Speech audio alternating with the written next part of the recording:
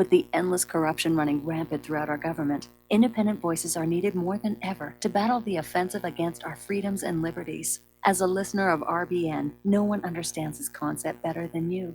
Now it's up to you to do your part. The time has come for you to take action and begin broadcasting the truth to hundreds or thousands of people every month. Sound impossible? Quite the contrary. With pointed slogans from LibertyStickers.com, you can reach countless sleeping Americans unaware that they live in a real-life wonderland. LibertyStickers.com has a huge inventory of political bumper stickers and messages that reflect the truth about our government, our politicians, and the future of America. With so many in stock, there's one perfect for you. Visit us today at LibertyStickers.com.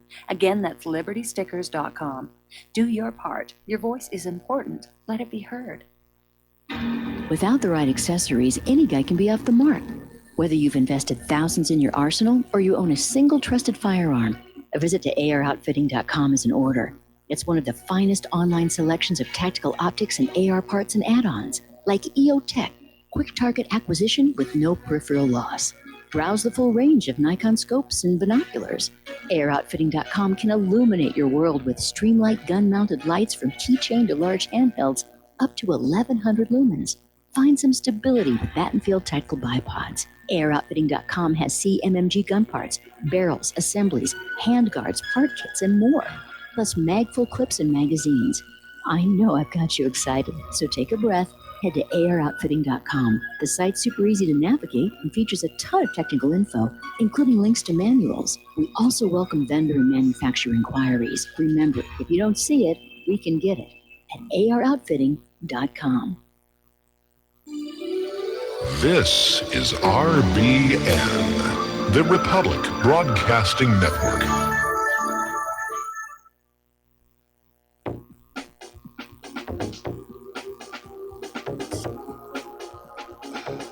What really happened with your host, Mike Rivero, because World War III is a really bad idea.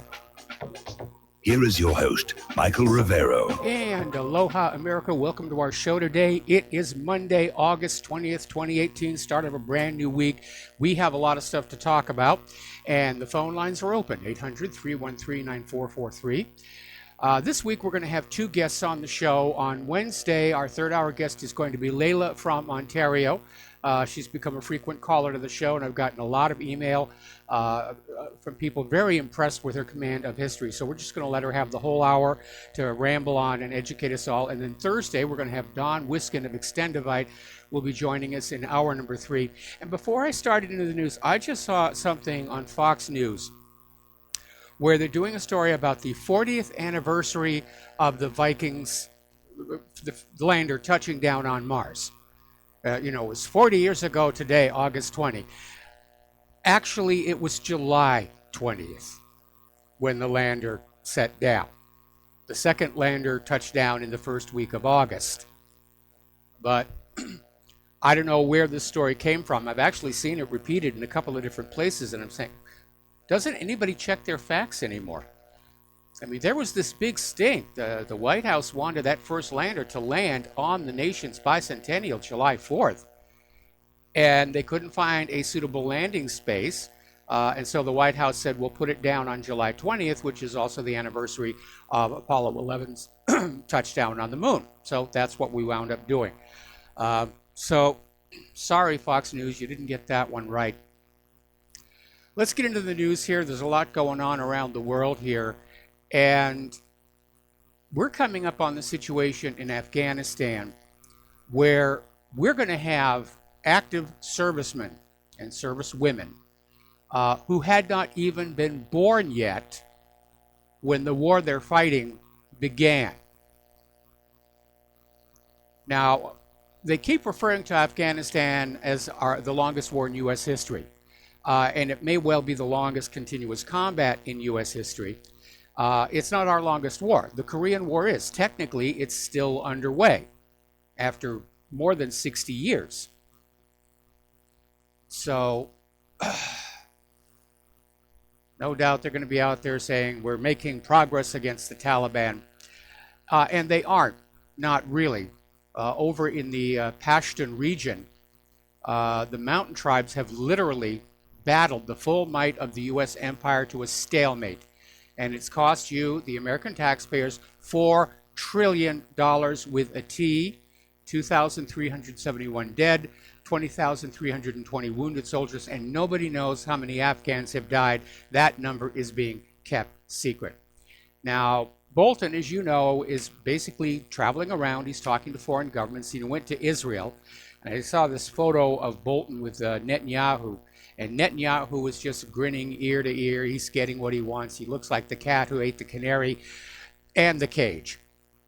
So while he was in Israel, Bolton started cranking up the anti-Iran rhetoric again. And basically, again, how to push back against Iranian aggression in the region, because gosh darn it, that's the job of the United States, and to promise that they will never have nuclear weapons. So they're back pounding on that one. The nuclear deal was working.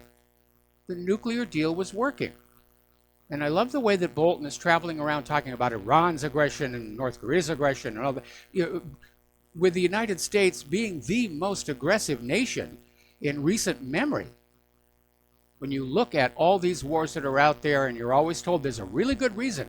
There's a really good reason for us to go on into these other countries and bomb them into rubble and kill off a bunch of their people. There's always a really good reason, which always turns out, of course, to be a complete fiction. Now, getting on down to Syria, attacks are intensifying on the U.S. forces and their allied militias in northeastern Syria. And this is taking place in Raqqa province. On Saturday, a bomb went off at a gathering of SDF gunmen near the villages of al-Madouli in western Raqqa, killing and wounding several militias. And there's no official account on possible casualties, but it's very intense. The Syrian people want the United States to leave. And of course, the United States' attitude is, well, we're going to stay. We have to stay in case ISIS comes back. Forgetting that Syria and Russia basically took care of the ISIS problem. But the United States wants to garrison Syria now to keep them from getting uppity ideas about being more independent than they already are here. And the U.S. Army is dispatching more military hardware to northeastern Syria. And, pardon me, basically this is going to Hasaka and Aleppo to develop its bases, which I would like to remind everybody exist without the permission of the Syrian government. So apparently 70 trucks of the U.S. Army carrying military vehicles, equipment, and construction materials have arrived in Syria in the last 24 hours. It is very, very clear the United States has no intention of leaving, even though they have no real legitimate reason to be there. ISIS and Al-Qaeda are pretty much all but gone. Idlib will be the end of this war. The Syrian government doesn't want the United States there. The Syrian people don't want the United States there. So, all right, now, the Turkish army and their allied militants have set up new bases in northern Syria around the area near Afrin, where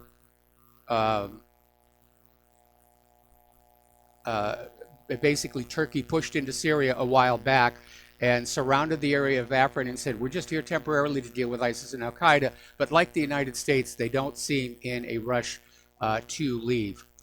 Over in Turkey, apparently somebody took some shots at the U.S. Embassy. There was this white van driving by. They don't know who did it. They're obviously trying to find out. But 3 bullets hit a security booth outside the U.S. Embassy in Turkey earlier today. Nobody was hurt. So looks like somebody in Turkey doesn't like the United States being around here. We're getting to be very unpopular around the world. We're not well liked. Okay, down in Iraq, Colonel Sean Ryan, who's the spokesman for the Combined Joint Task Force Operation Inherent Resolve, is saying that U.S. troops will stay in Iraq as long as needed.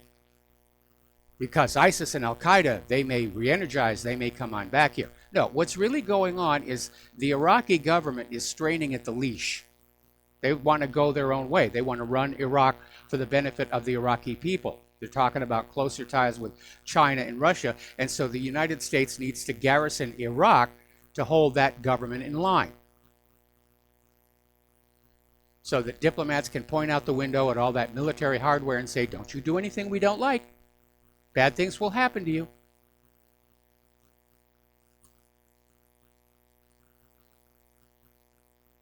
I think that the U.S. military is very much overstretched around the globe.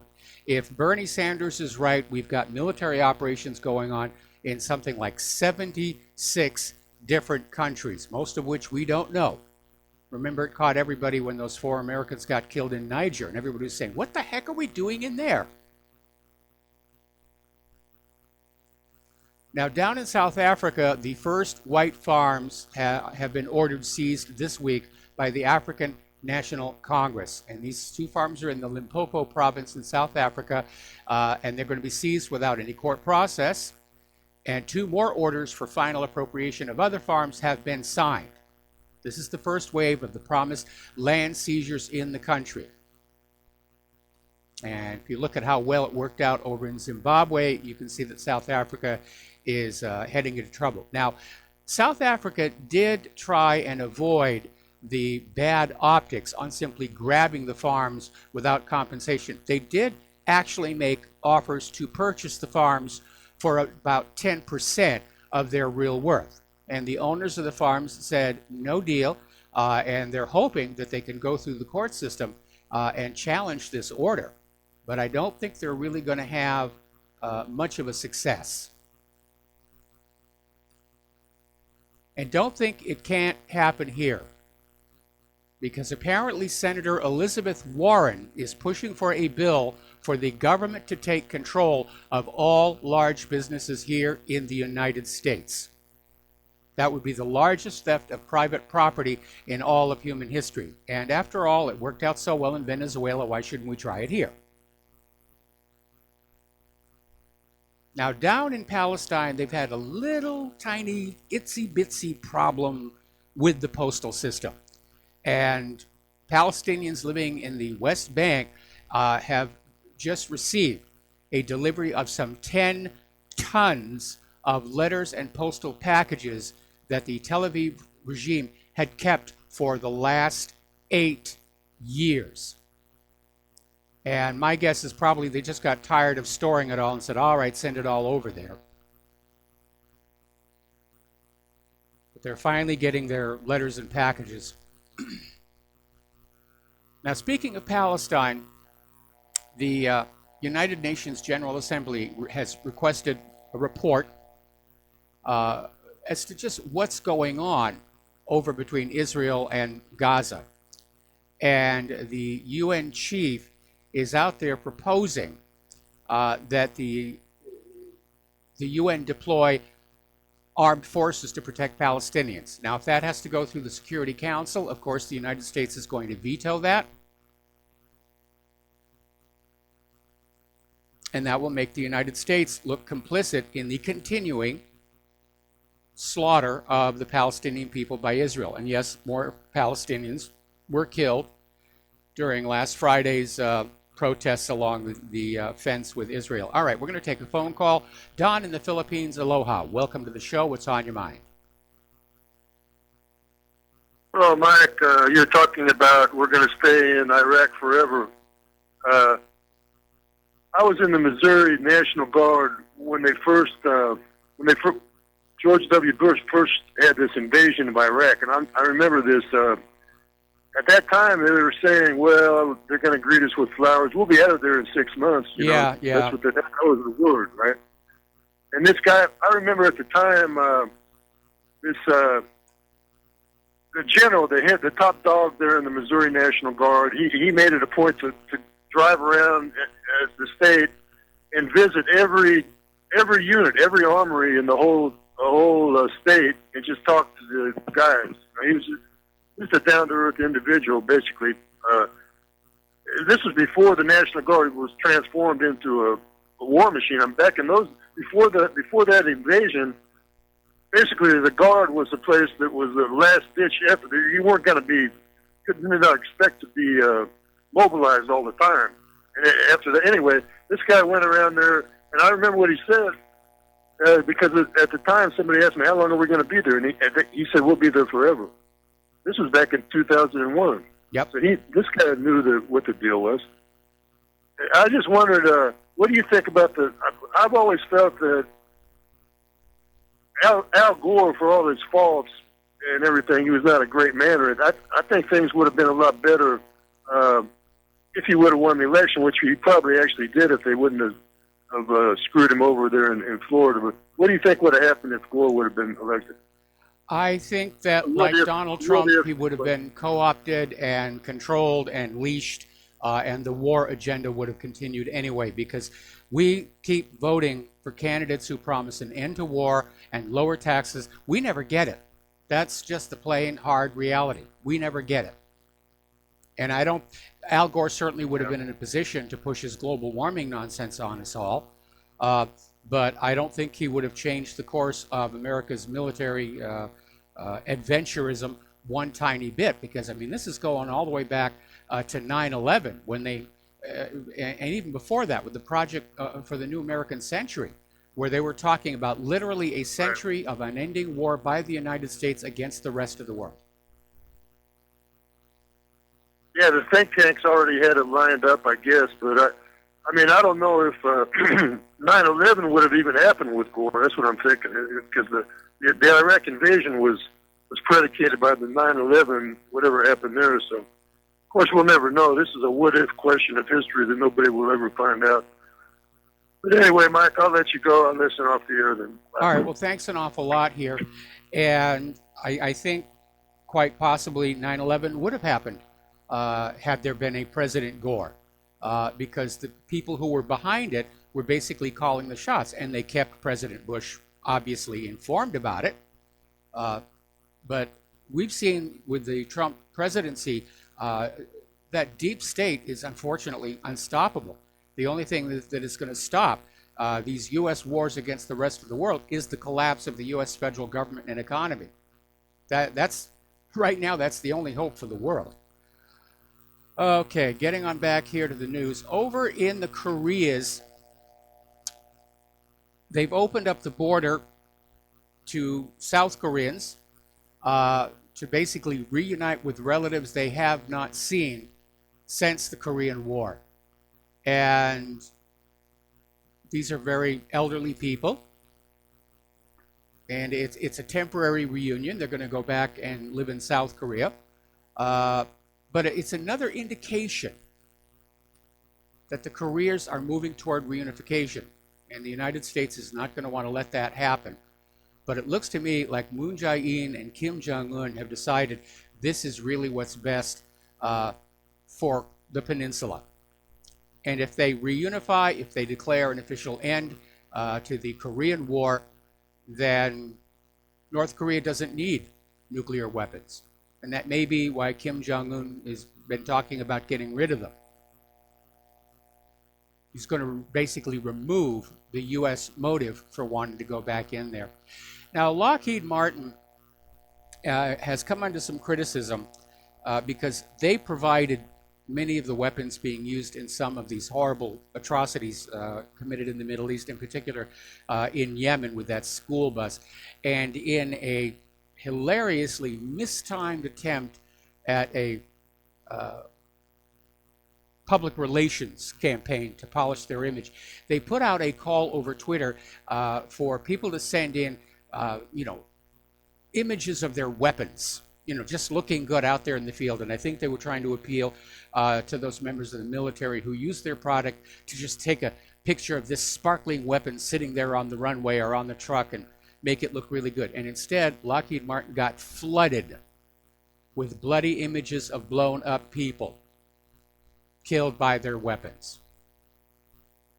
And I don't know who signed off on this idea, but it was lousy timing. It really was. All right. Oh, it's Layla in Ontario. Aloha, Layla. Welcome to the show. What's on your mind?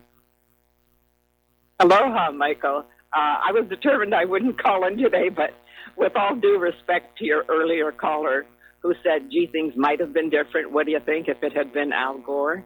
Well, Al Gore's daughter is married into the Rothschild family. And of course, we know his obsession with convincing the world that we're all going to burn to death if we don't give up all our freedoms and let them tell us how to use anything that generates electricity or heat or carbon or whatever. And let's not forget, Chelsea Clinton is married to a nephew of George Soros. Yes. That's how the globalists do things. They start out with calling themselves Zionist Jews and claim it's religion, why they're taking over a small piece of land, a little piece of dirt. Why would anybody care about this place? And then they vacuum the money out from the entire world and build this Every time I hear a Jew tell me how beautiful it is in Israel, I think, yeah, well, really, with all the money they've stolen, of course they could build anything. The naivete. I mean, I don't mean to be disrespectful, truly, but I'm kind of amazed. And talk about naivete. My own naivete amazes me. You were so right about the DNA crap. I mean, the DNA stuff that is being sold as being reliable. It was perhaps initially until they got what they want. I've just discovered that MyHeritage, which is a company based in Israel, has bought up all the companies that do genetic analysis and DNA analysis. So we're basically already taken over. Yeah, we are. Now, Layla, Layla, got to take a break for commercials. Stay on the line. Going to put you on hold. We'll come right back to you after these words from our sponsors.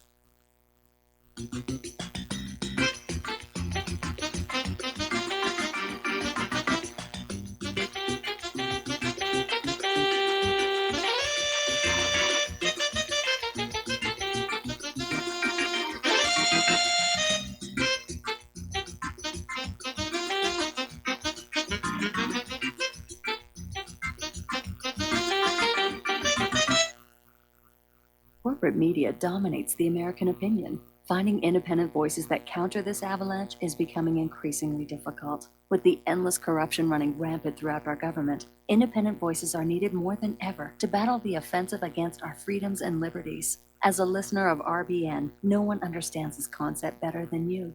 Now it's up to you to do your part. The time has come for you to take action and begin broadcasting the truth to hundreds or thousands of people every month. Sound impossible? Quite the contrary. With pointed slogans from LibertyStickers.com, you can reach countless sleeping Americans unaware that they live in a real-life wonderland. LibertyStickers.com has a huge inventory of political bumper stickers and messages that reflect the truth about our government, our politicians, and the future of America. With so many in stock, there's one perfect for you. Visit us today at LibertyStickers.com. Again, that's LibertyStickers.com. Do your part. Your voice is important. Let it be heard. Folks, we're living in a world the likes of which we've never perceived any clearer than we do now. The plan for global governance has been in the works for generations and would have likely been achieved by now but for the fact that the globalists left open their Achilles heel. With all their tools, Federal Reserve System, fiat currency, no child left behind, and then Common Core education introduced to our schools to dumb us down, vaccines, pharmaceuticals to lobotomize us, GMO foods, insertion of compromised or bought and paid for politicians, judges, mainstream media propaganda, all pieced together like a puzzle designed to ultimately bring the world under submission. But with all their strategy, they forgot one thing: knowledge. And knowledge is power. With knowledge, their bombardment is nullified. Folks, with that, as brilliant and knowledgeable as you become, among the wisest audience of any radio audience in the world, and you are, I want you to take a moment to reflect and ask yourself, how much of that knowledge did I obtain from Republic Broadcasting Network? How high has my consciousness been raised since I've been a listener? How fast am I now able to discriminate truth from fake news by being a Republic Broadcasting listener? How clear am I now able to see the world since I've been listening to RBN? Ask yourselves those questions, folks. Then ask yourself, what is that knowledge worth to me? Like my morning coffee, how would I survive without it? A voice of truth in a sea of lies. Do we not all need to make sure it survives? Like public broadcasting, we are now finding we can only survive with listener support. Censorship, advertisers being attacked, truth itself being attacked. It's the only way through this. We at Republic Broadcasting humbly ask you to become a supporter. Look at your budget and make a determination of what Republic Broadcasting is worth to you and what you can afford on a monthly basis. Go to republicbroadcasting.org and pledge $20, $30, $40, $50, if possible, $100 a month or more if it's affordable. Click the donate button and become a regular monthly donor. assure both us and yourself that Republic Broadcasting Truth will continue to flow like that morning coffee. The network thanks you.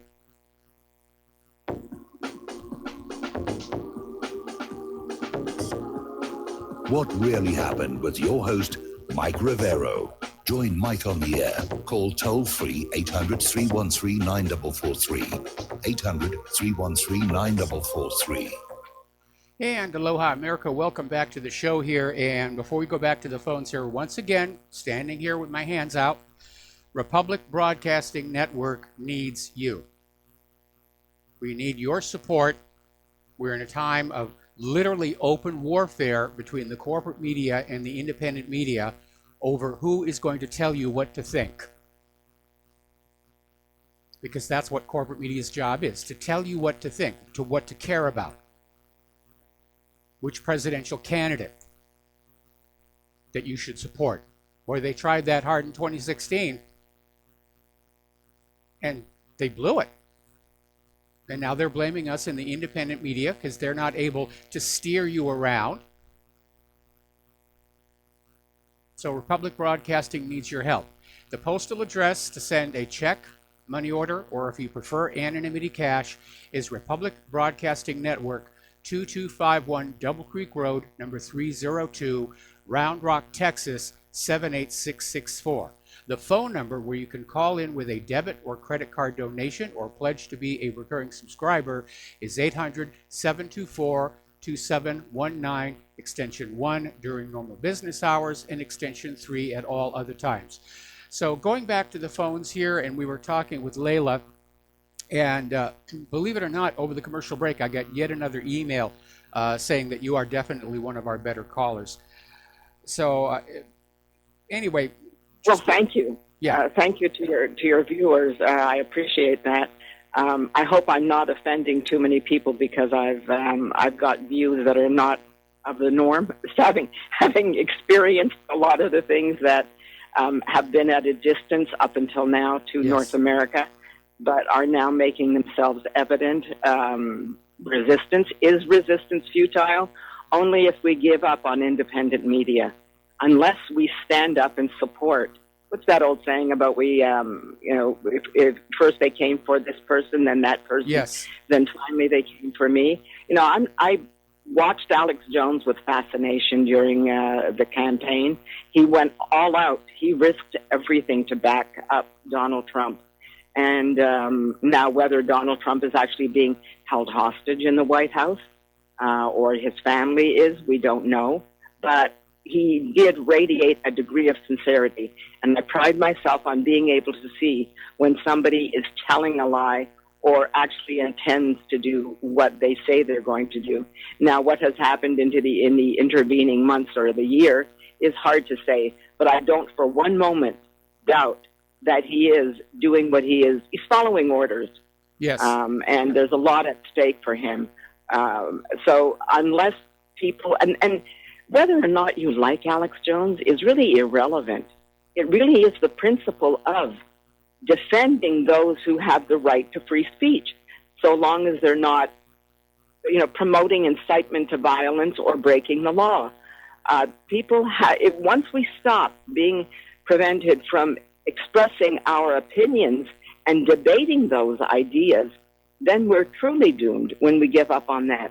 And unless we offer the support that is needed, the so-called corporate media has been taken over bit by bit by bit, and I watched it happen when I work in the industry. I saw things happening that were frightening me to the point where when I finally reached a job where I was beginning to make money, I just turned, I thought, I've lost myself. I'm losing myself for what? For money? And that's one of the reasons why we have to support you, Mike, because you're one of the few. Actually, you're probably the only show that I listen to now because all the others, a lot of them, are not nearly as well informed as you are. And so my appeal, we need someone that we can rally around when and if the crisis occurs soon. And you're the only person that I can think of. And I hope we'll know where to reach you if they drag you off the air, because I have a feeling you're not going to just submit. I don't think you're the Well, kind who all will I can just, say is, stay near to that fax machine. I don't have a fax machine. Oh, darn it. That's Well, the important. no, what we're going through, and I've said this before, this is a repeat of what happened when Gutenberg rediscovered movable type printing and books became affordable to the middle class. Prior to that, books were these very labor-intensive, beautiful works of art that were purchased by the ultra-wealthy, primarily as a status symbol. See, I have books. I'm better than you. But with the advent of affordable books, the middle class began to educate itself, and it was a serious threat to the power of both the government and the church at the time. And they did everything they could to try and suppress it and stop it. And it got a little extreme out there. The first man to do an English translation of the Bible was literally burned at the stake with his Bible. And that's how fanatic rulers are about controlling what the people know and what they're thinking.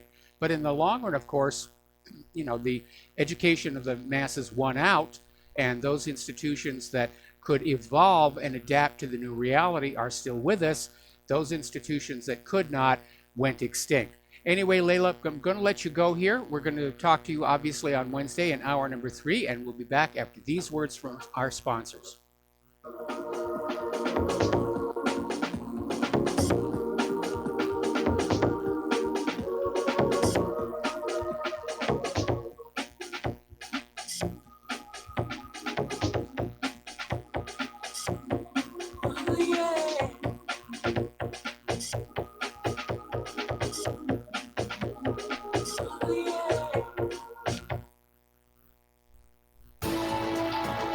You are tuned in to the Republic Broadcasting Network. Visit our website by going to republicbroadcasting.org.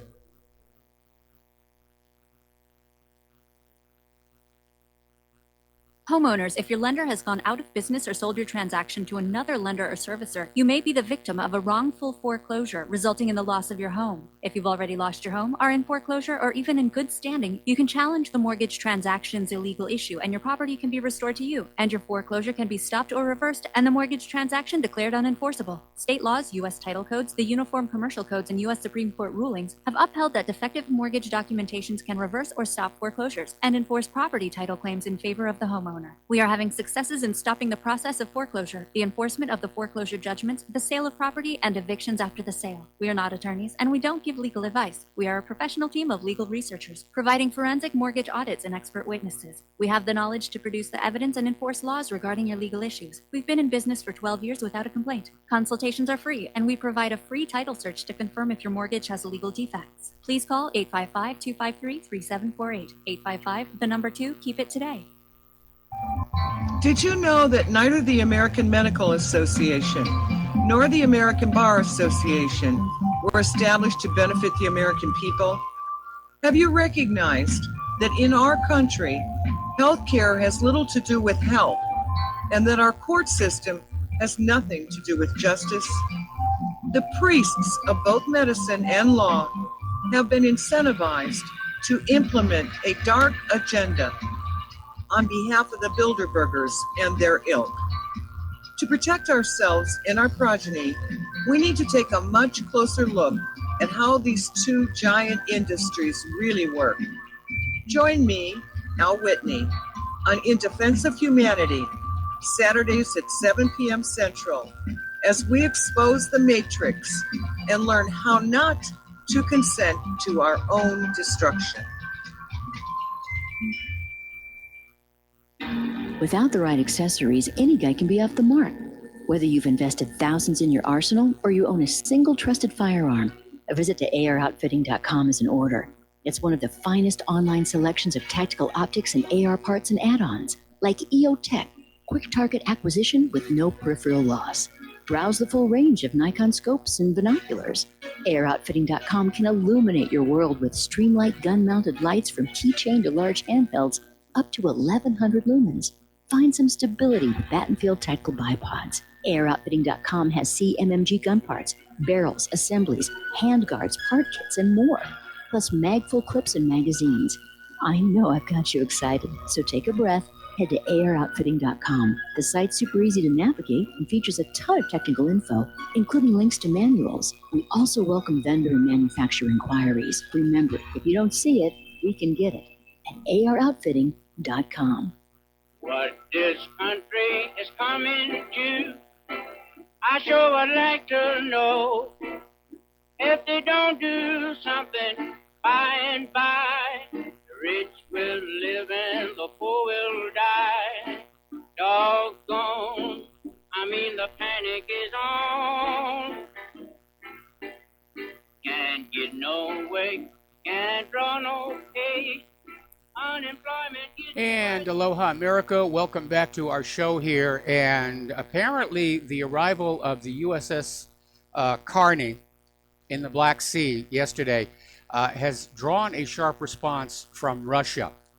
And basically, they're saying Moscow's response would not be off the cuff, but carefully planned and take place within the program of Russia's security control of the Black Sea. Now, Washington, D.C. is firing back, saying that Moscow can't claim to exclusive security control of the Black Sea and has declared it to be international water that should be accessible to the warships of all nations. Well, there's a little problem with that, and it's called the Montreux Convention, which goes back decades and basically said that the only nations that are allowed to use the Black Sea on a continuing permanent basis are those nations that are on the shore. And other nations are strictly limited in what they can send into the Black Sea, and especially warships. They're allowed to go on in, but only for a short interval of time. But now Washington, D.C. wants to say, to heck with the Montreux Convention. We, the greatest nation on earth, have declared the Black Sea international waters, and we're going to send in our warships just anywhere we want to. All we need is an accident or a hothead, and things are really going to get ugly. All right, back to the phones here. Dustin in New Jersey. Aloha. Welcome to the show. What's on your mind? Sounds like an invention for a submersible drone nuclear tip mine. And they all would come up when the Russians are not around, and when the Russian ships come around, they would go back down under the ground, under the water. Feasible, huh? Feasible. Nuclear very powered. feasible. Yeah, I mean, they have that Poseidon weapon they created, and also the cruise missile, the nuclear-powered cruise missile. So if they shrunk down that power source, then it's possible they can put it in a mine, And there is mines that are nuclear filled. So, it's something to think about. Hey, Mike, I want to talk about Lockheed Martin. Yeah, what a wretched company. I mean, basically, remember what your mother used to say? It's the people you hang around with is what represents you. So if we're hanging out with all these terrorists, Saudi Arabia and all that, this is who we've been hanging around with, people. Like, this is what we are. And the British and the French and the Canadians, even though the Canadians they got a problem with the Saudis now, but they ain't got a problem arming the Saudis also. So this is what have we become. We are linked to these people. I mean, it's a joke. I mean, my God, that blowing up a school bus. The Saudis shouldn't even be over there. We shouldn't be over there. We shouldn't be anywhere but here. So I don't understand what the problem is. Pack them up and go home. That's it. The problem is right now that the survival of the U.S. economy right now basically is dependent on access to natural resources at bargain basement prices in other countries like opium out of Afghanistan, and of course continuing to force the world to trade at least oil and other natural resources only for the U.S. dollar. That's why the U.S. is going to stay in Iraq, to make sure that Iraq goes on selling their oil only for the U.S. dollar. That's what this is really all about.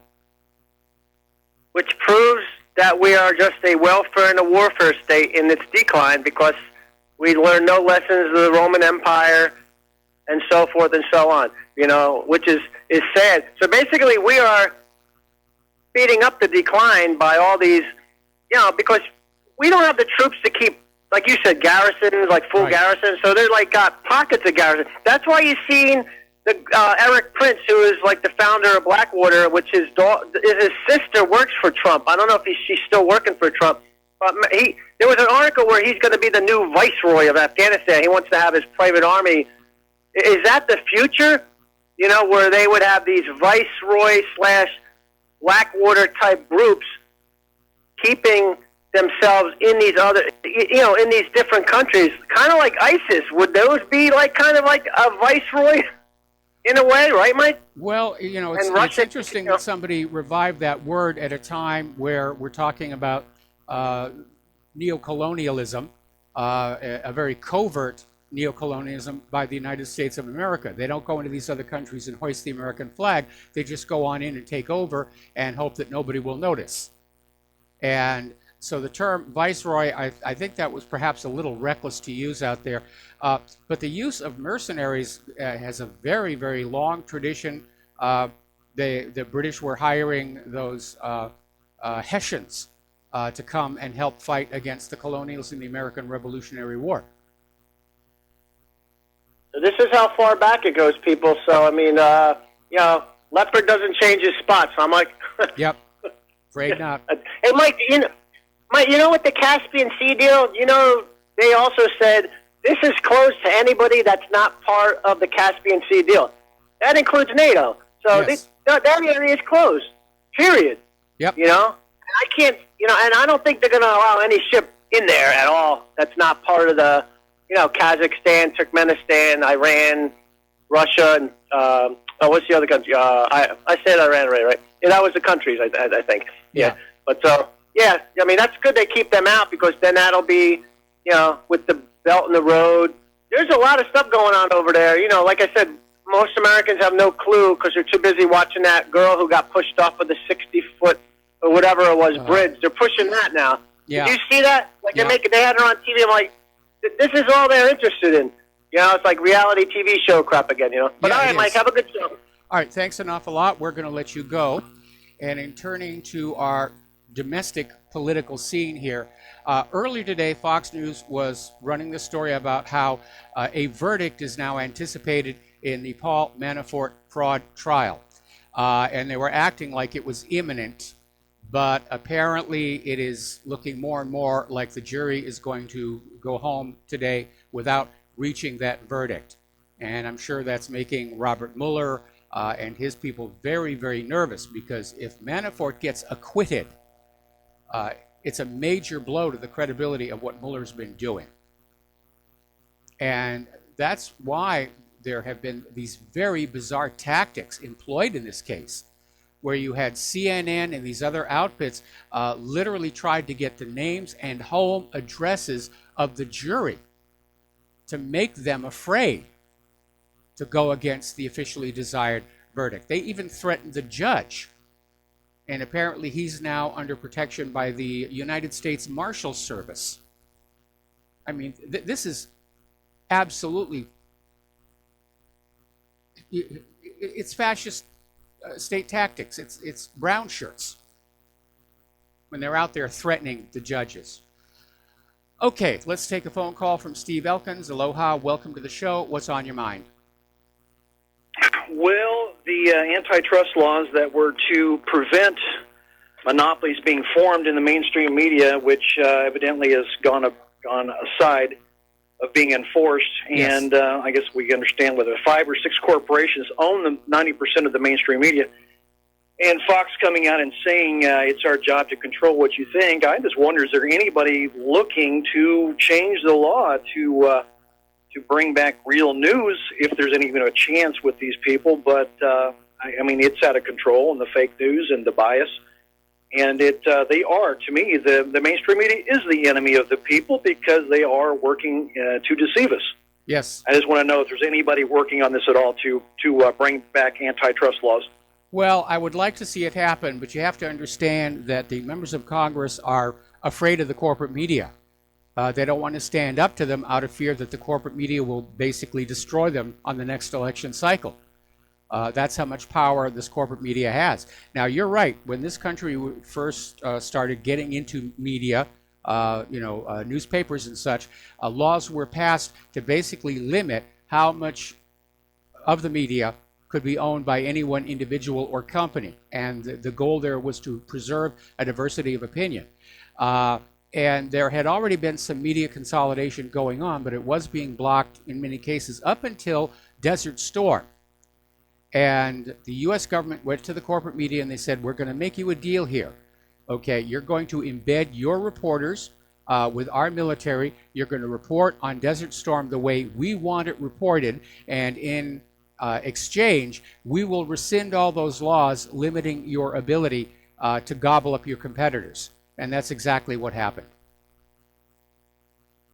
Well, the last thing I want to say is that it would be a very gutsy move, but I think he would be well authorized to do so. But I would like to see President Donald Trump revoke the security clearance from Barack Obama and others, of course, Hillary Clinton, make sure she's not in the loop anymore. But he's been working very, very hard behind the scenes to circumvent this new administration and cause lots of problems and undermine the whole administration. I think there's a good reason right there to pull the security clearance from Barack Obama, send a stern message that those who try to interfere with this administration, bring it down, will pay the cost.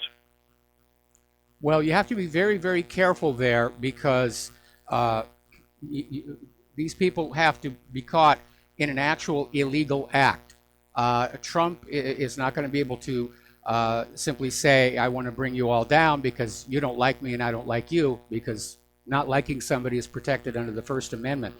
But there is no question there's a lot of corruption out there. Trump just has to find it.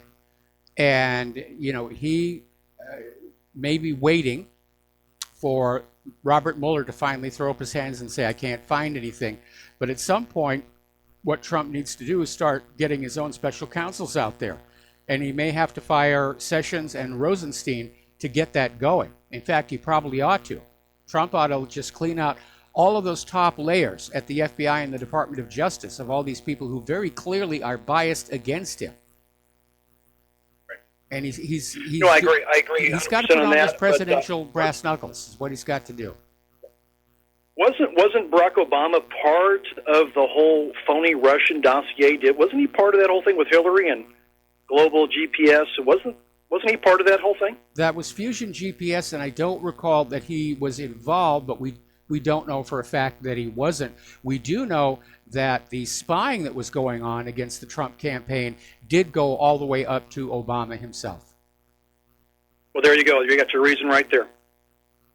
There's your reason. Thanks, Mike. Appreciate all right. it. Well, like I said, Trump's got to put on those presidential brass knuckles. All right. We're going to switch over to Cameron in the United Kingdom. Aloha. Welcome to the show. What's on your mind? Hi, Michael. I hope you're well. Michael, a couple of things, quick call today. First of all, I really and truly enjoy Layla from Vancouver's calls. She's extremely knowledgeable. Yes. Except today, words are very strong. She said freedom of speech is absolute, has to be withheld, has to be performed, has to be upholded. If it's not against sort of promoting violence, which I completely agree with, and if it's not against the law. The freedom of speech is designed to actually make people have a voice against unfair laws. Yes. If it's not against the law, then it's approved speech, I think. But then again, far be it from me to want to criticize Layla. She's wonderful. Yes. And my second thing, Michael, it's not a rhetorical question. It's actually a question. What has Donald Trump done during this year and a half, year and 8 months in the office that actually helped people? I don't know. Seriously, I don't know. I mean, I'm in UK. And I really want to know. I mean, he talked about borders, but apparently that's got nowhere. He talked about healthcare, got nowhere. I mean, what has he actually done? That's I'm afraid on a lot of the issues he campaigned on, it's token gestures at best. Yeah, they're looking at putting up the wall. Trump had a bunch of the ICE officials up to the White House to honor them today, but it's all for show. The GOP tax plan basically gave the tax breaks to the already rich people who don't need the tax breaks. Trump just really isn't doing all that much for we the people. And clearly, we have reason to be disappointed in him. But that doesn't mean turning a blind eye to some of the unethical and immoral tactics being deployed against him. I understand. Well, thank you very much, Michael. Have a wonderful show. Thank you very much. And we're going to switch over to Art, who's off the grid. Aloha, Art. Welcome to the show. What's on your mind? Hey, Mike. You mentioned a little while ago about, the fascist tactics. Yes. That they're pulling with regards to, the judge and everybody having to be protected, under armed guard at all time now. I've been arguing for years that we have been under a fascist dictatorship of one form or another for well over 100 years. And the perfect evidence I use is I tell people, just look at the monuments we display around us and then look on the floor of the house. And what do you see back there on either side of the speaker's podium there? Predominantly displayed these two big, gigantic, humongous fasci. Well, really, do you think if we lived in a constitutional republic, we'd be flying fasci on the floor of the house? Are you serious? And then people look at me, well, and then I follow it up with, oh, and by the way, when you look at everything that's going on right now, you know how to expose a fascist, tyrannical dictatorship? Force that government to act like one. And I think we're beginning to, the people are beginning to see. Yes. Maybe it's very, very slowly, but I think the people are beginning to actually see what we've been talking about for 20, 25, and 30 years, and they're finally starting to say, wait a minute. Now the question is it too little too late, or do we still have time? With that, I'll back on out, and y'all have a great one. All right, well, thanks an awful lot. We're going to let you go here. And just to sort of clarify about the fascia on the front of the House of Representatives, it's not necessarily fascistic, although that's where the name comes from. But in ancient Rome, it was a symbol of the government's power. And all it is, it's a bundle of sticks with an axe head sticking out of it. And it was usually on display when any politician was out there politicking. We got to take another break for commercials, and we will be right back.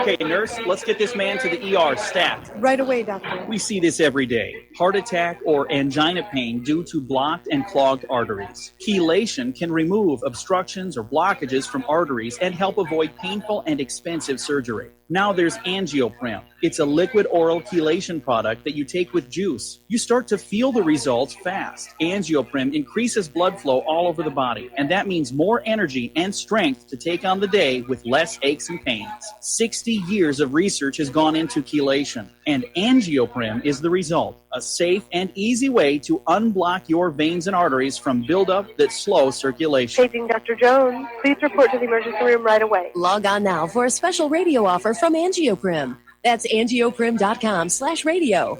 ANGIOPRIM. Angioprim.com/radio or call 877-882-7221. That's 877-882-7221.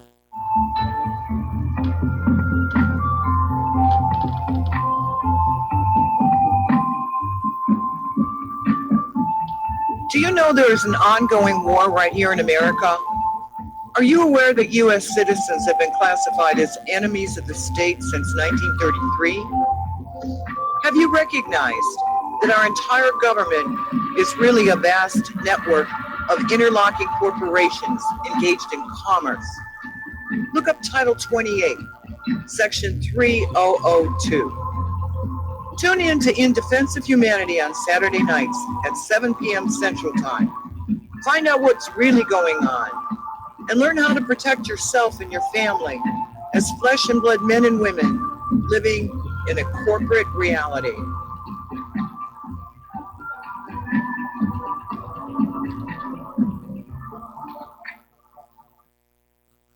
Many people write us about their experience with Extendivite. Allow me to read a few from Amazon.com.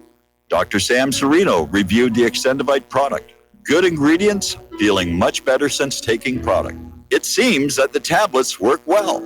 Once again, thank you for your product. My acid reflux has really improved thanks to the Extendivite. Together with my thumb joints, the pain is gone and I'm able to grip things much better. My friend has peripheral arterial disorder and their lower legs were hurting in a red color, but thankfully, there has been a significant improvement. Kind regards, Janice. My husband feels a big difference using Extendivite. Thank you.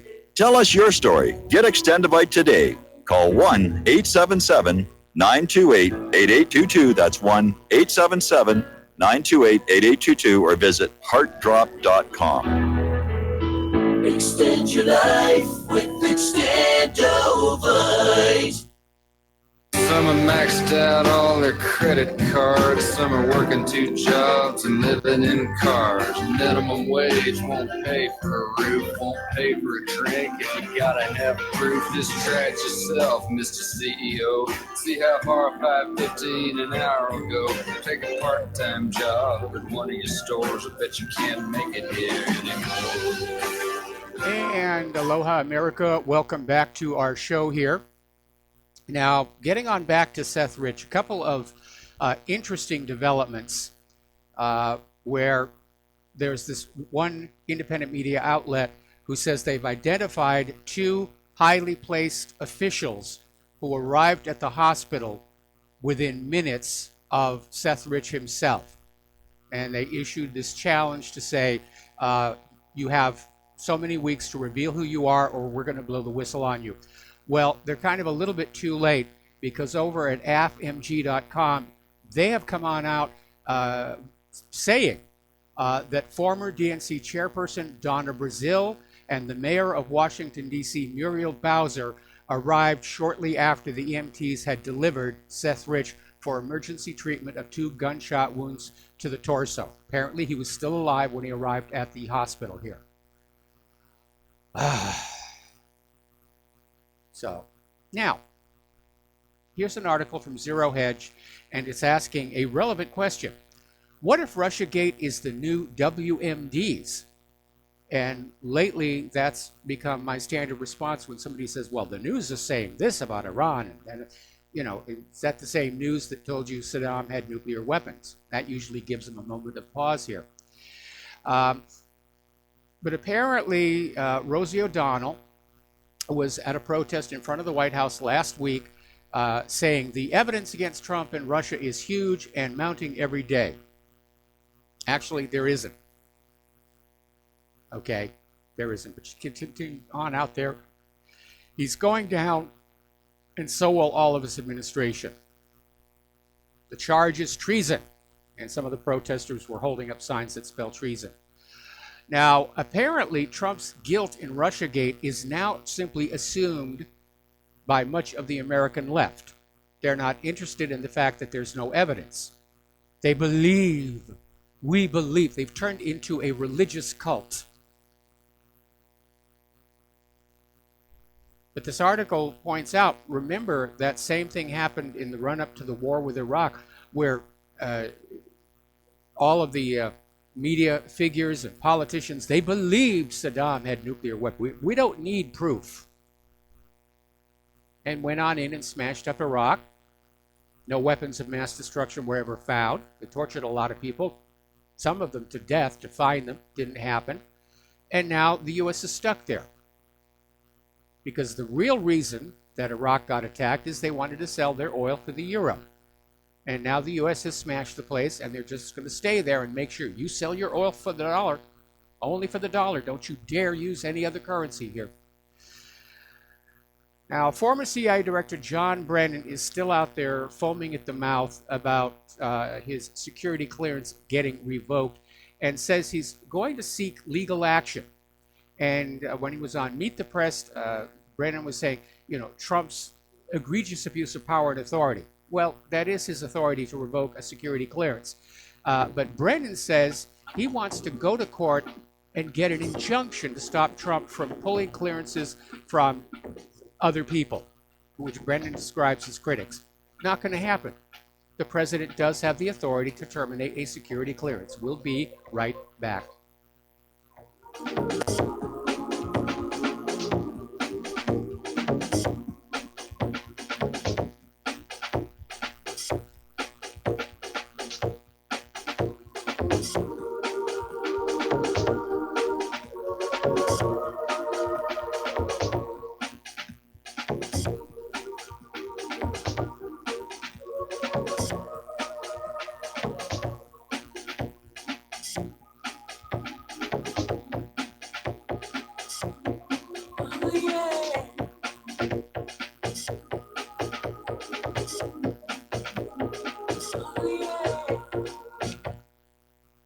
Extendivite is more than just a heart tonic. Most basic diseases are caused by yeast in the gut and metals in the liver, and we all have a bit of both. The garlic in Extendivite has a yeast-killing effect in the gut while also helping the sulfur enzyme in the liver get rid of the metals. Extendivite just may improve your overall health. Products like Extendivite are the only way we are going to get our society healthy. And if you're waiting for the government and pharmaceutical care to solve your health problems, you're going to have a long, disappointing wait, I think. Extendivite is a complete formula for extended life in the new millennium. 80 can be the new 60. Extendivite is available in capsule or liquid form for just $69.95 for a 2-month supply. To get started, call 1-877-928-8822. That's 1-877-928-8822 or visit heartdrop.com. Extend your life with Extendovite. You're listening to the Republic Broadcasting Network because you can handle the truth.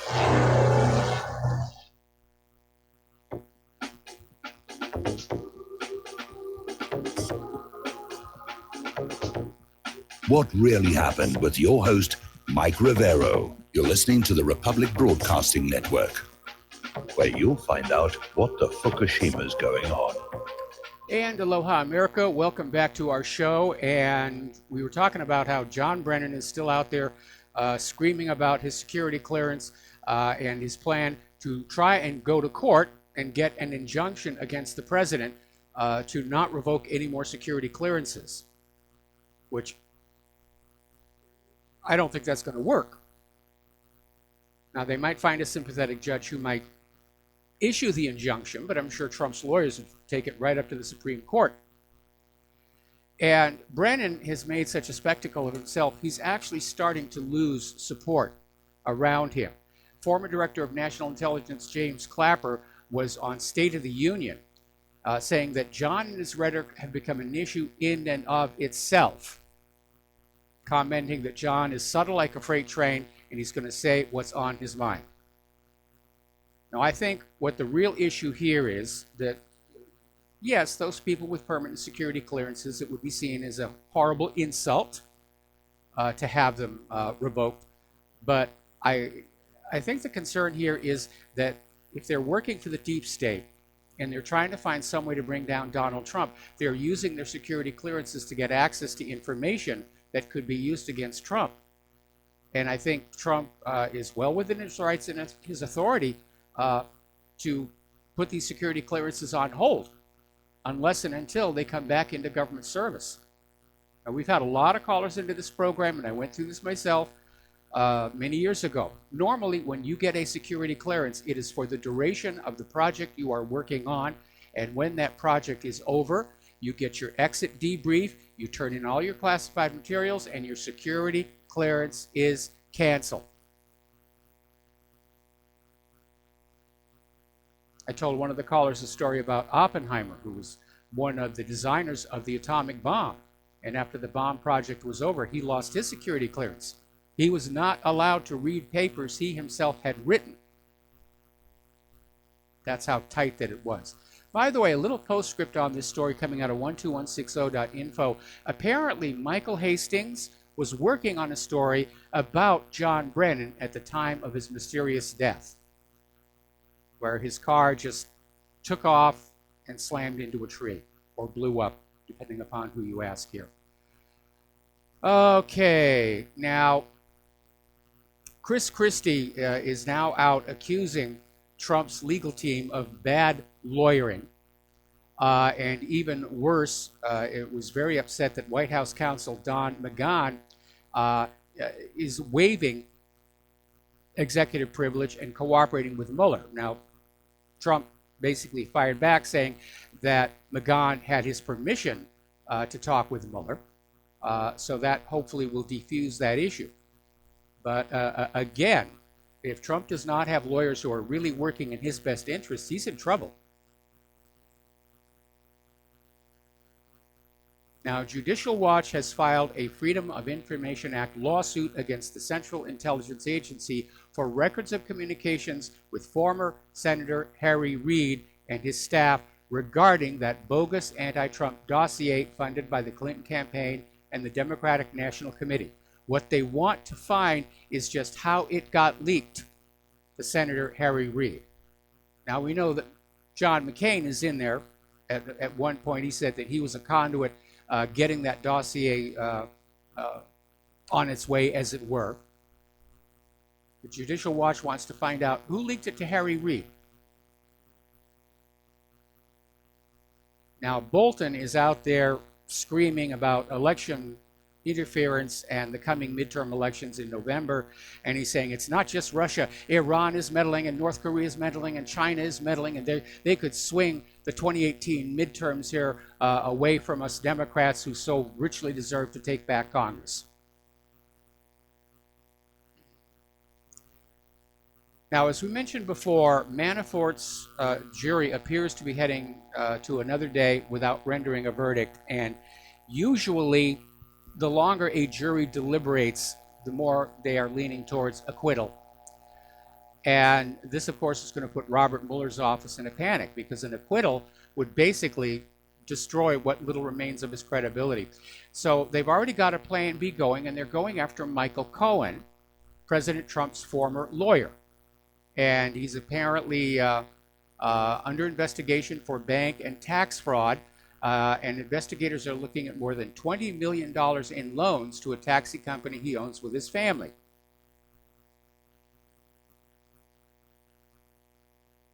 So what they're going to do is, if Manafort is acquitted, they're going to move Cohen to front and center. You won't hear about Manafort. They'll just say, oh, the jury came back and he was acquitted. Oh, we've got Michael Cohen. We're going to run him over the grill. Got to keep dragging this out until the November election so the Democrats can campaign on it. Over at Counterpunch, there was a very interesting article, and it's called Institutionalizing Intolerance. And we are seeing that in front of us, where civil discourse in political debate is evaporating. It's just going away. And everybody's out there screaming, I'm offended by this, I'm offended by that, I'm offended by other viewpoints, I don't want to hear them. And we're becoming a nation of people who just can't get along. Agreeing to disagree and being civil and polite about it is about as American as apple pie. But we don't have that anymore. We have bullying, we have threats, we have rioting.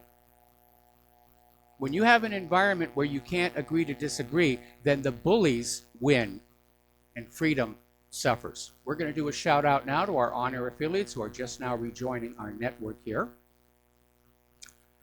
Turning to the economic news, Venezuela's key refineries in the U.S. may be at risk of seizure. Now, remember up at the top of the show when I was talking about Elizabeth Warren is pushing a bill for the U.S. government to nationalize the major corporations. And I made this comment about, well, look how wonderful that worked in Venezuela, which is a joke because it really didn't. So back in 2007, Venezuela did this move where they basically nationalized assets in the country, many of them owned by U.S. companies like ExxonMobil and ConocoPhillips. And Venezuela's state-owned oil company owns the Citgo refineries in the United States. And so now these refineries could be targeted as seizures for compensation for ExxonMobil and ConocoPhillips losses. Okay. Maersk is sounding a trade war alarm, and Walmart is telling some suppliers to start looking outside China for product sourcing, which of course is going to be a boom for those other suppliers, those other countries. It's going to boost their manufacturing. What we really need to be doing is finding a way to incentivize the building of new manufacturing here in this country. And there have been a few successes. We've had a couple of steel mills reopen, and Ford is supposedly building a new auto factory up in Flint, Michigan. But that's hardly enough in a nation with 100 million unemployed Americans. So Walmart is still looking at foreign sources. They want those cheaply bought goods to lure people in with. And Americans are going to have to face a choice. You know, are we going to going to the big box stores because we can get a discount on whatever it is that we're buying? Or are we going to have to just be more willing to do business with domestic American companies that do their manufacturing here? Now, I'm willing to do that. And I think we need to start some kind of movement where Americans are going to say, buy American. American made, American sold. Because without that, all of these tariffs and sanctions are going to fail miserably. That's where the Trump administration has really failed. They're not motivating the American people to come back to the American marketplace. Many years ago, when Claire and I were still doing radio advertising, we're talking, oh boy, I forget how long ago it was. There was a program here in Hawaii called Buy Hawaiian. We did a bunch of commercials for them as well. So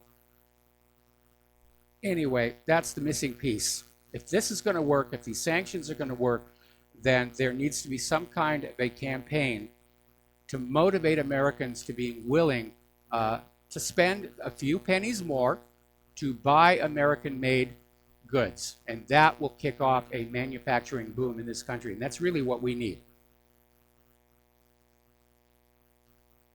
Now, Turkey and Qatar central banks have signed a currency swap agreement. They're now going to be sending their money directly to each other in their national currencies without going through the US dollar.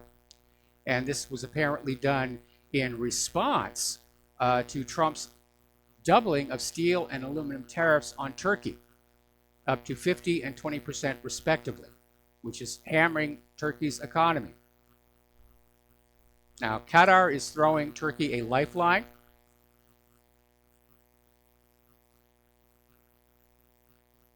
So we'll see what happens there.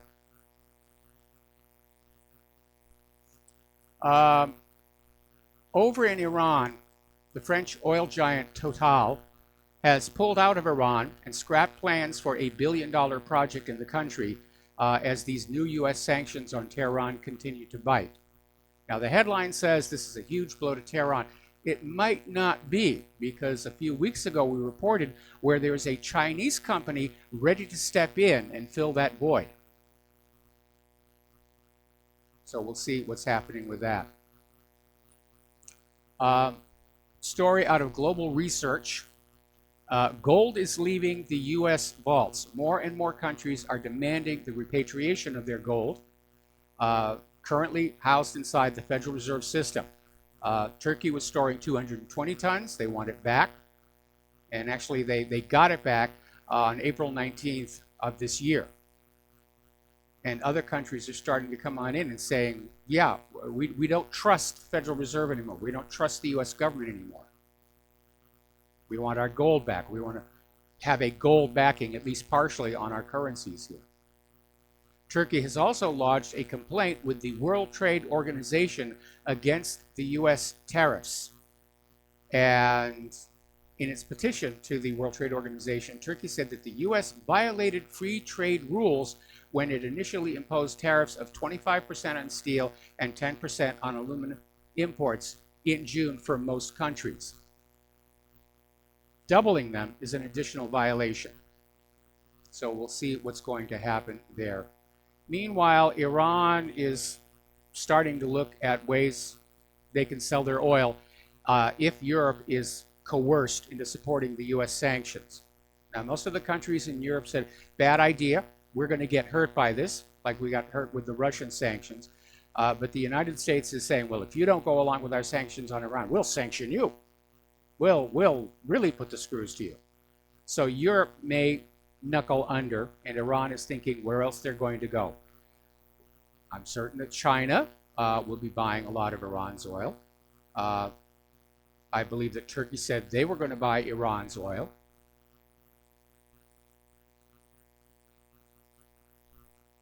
It's just causing a huge amount of trouble all over the world, and I'm not seeing where any of this is working out for the betterment of the population of the United States of America or of Europe. Because when those tariffed products come into the country here, those higher prices are paid for by consumers. It's kind of a hidden tax, if you will, a hidden sales tax. Now, here's an article out of Russia Today, and they're talking about the U.S. overuse of sanctions. You're sanctioned, you're bombed, you're invaded, and the U.S. just seems to be in this mindset of inflicting punishment for states where it claims they're doing wrong things. But if you hold the U.S. to the same standards, we're no better than they are.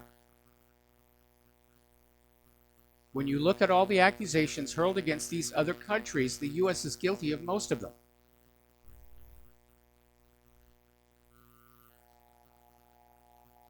So these other countries could start sanctioning the United States. Not that we have all that much to sell anymore. Nobody wants our GMO agriculture. Our manufacturing has been in decline for 30 years. Even our weapon systems don't really work all that well. Okay, over at Zero Hedge, another view of the sanctions saying this could signal the final demise of the dollar hegemony. And yes, I agree. Because the response of the global economy to all these sanctions is going to be to redesign itself into a whole new system. And there'll be a big dark hole in the middle where the US dollar used to be. The problem with being an abusive country like the United States is the rest of the world starts learning how to get along without you. Because they don't need that kind of grief in their life. Too many of our policymakers in Washington are still laboring under the illusion that we're an indispensable nation to the rest of the world. And maybe we once were, but that's definitely going away. Okay. Now, we've talked before about how the government likes to cook the books on unemployment. And what they do is if you've been out of the workforce for over 6 months, you're recategorized. And that's why the U.S. government can claim an unemployment rate of 4 or 5% at the time that the Bureau of Labor Statistics says that we have nearly 100 million Americans out of work for a very, very long time. And the government just came on out and announced that they also made major errors in the official economic stats from January 2011 to June 2018, meaning they got caught out. Somebody went on and looked at the books and said, these numbers don't make any sense. Oop, our bad, we made a mistake. We meant well, but yeah, it was an honest goof. It was an honest goof here. All right, now, turning over to the areas of refugees and immigrants, Judicial Watch is now suing the State Department for Obama-era records on refugee resettlement site locations. And they're trying to get that information because when that was all happening, the refugees were coming on in, they were being put on planes and flown out all over the country, but nobody would say where. The only time we ever heard about it was when the people living in these communities complained loud enough where the media had to pay attention. So Judicial Watch wants to get the names of these cities where these refugees were resettled. Now, Vladimir Putin has come up with a really good idea. He's telling Europe they need to help rebuild Syria. And if they rebuild Syria, then all of those Syrian refugees now in Europe will want to go home. And it's a good idea because in the long run, it's going to cost Europe a lot less to rebuild Syria than to care for those Syrian refugees pretty much for the rest of their lives. Now, there's another story that has come on out. This one is from Russia Today, basically saying that the United States is trying to stall on any rebuilding of Syria until there's a political transition, which is another fancy name for Assad-Moscow. So the U.S. has basically bombed the place into rubble, and they're saying, we're not going to let you fix the place we bombed into rubble until you give us a leader that we like.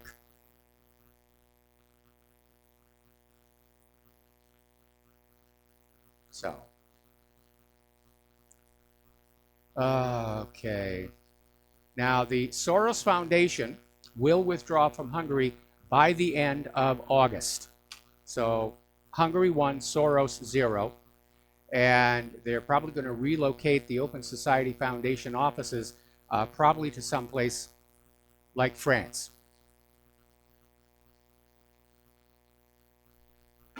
And we're going to take a break for commercials, and we'll be right back.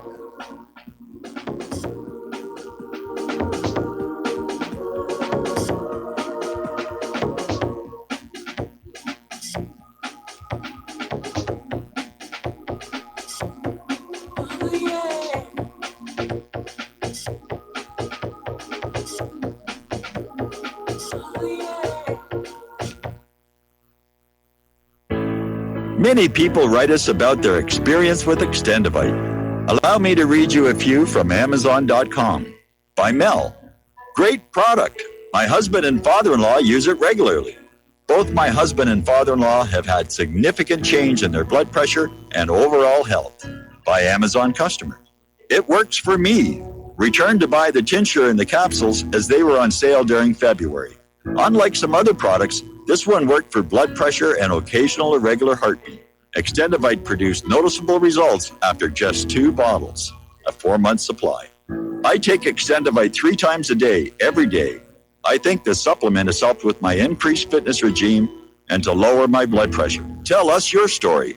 Get Extendivite today. Call 1-877-928-8822 or visit heartdrop.com. Extend your life with Extendivite. Folks, we're living in a world the likes of which we've never perceived any clearer than we do now.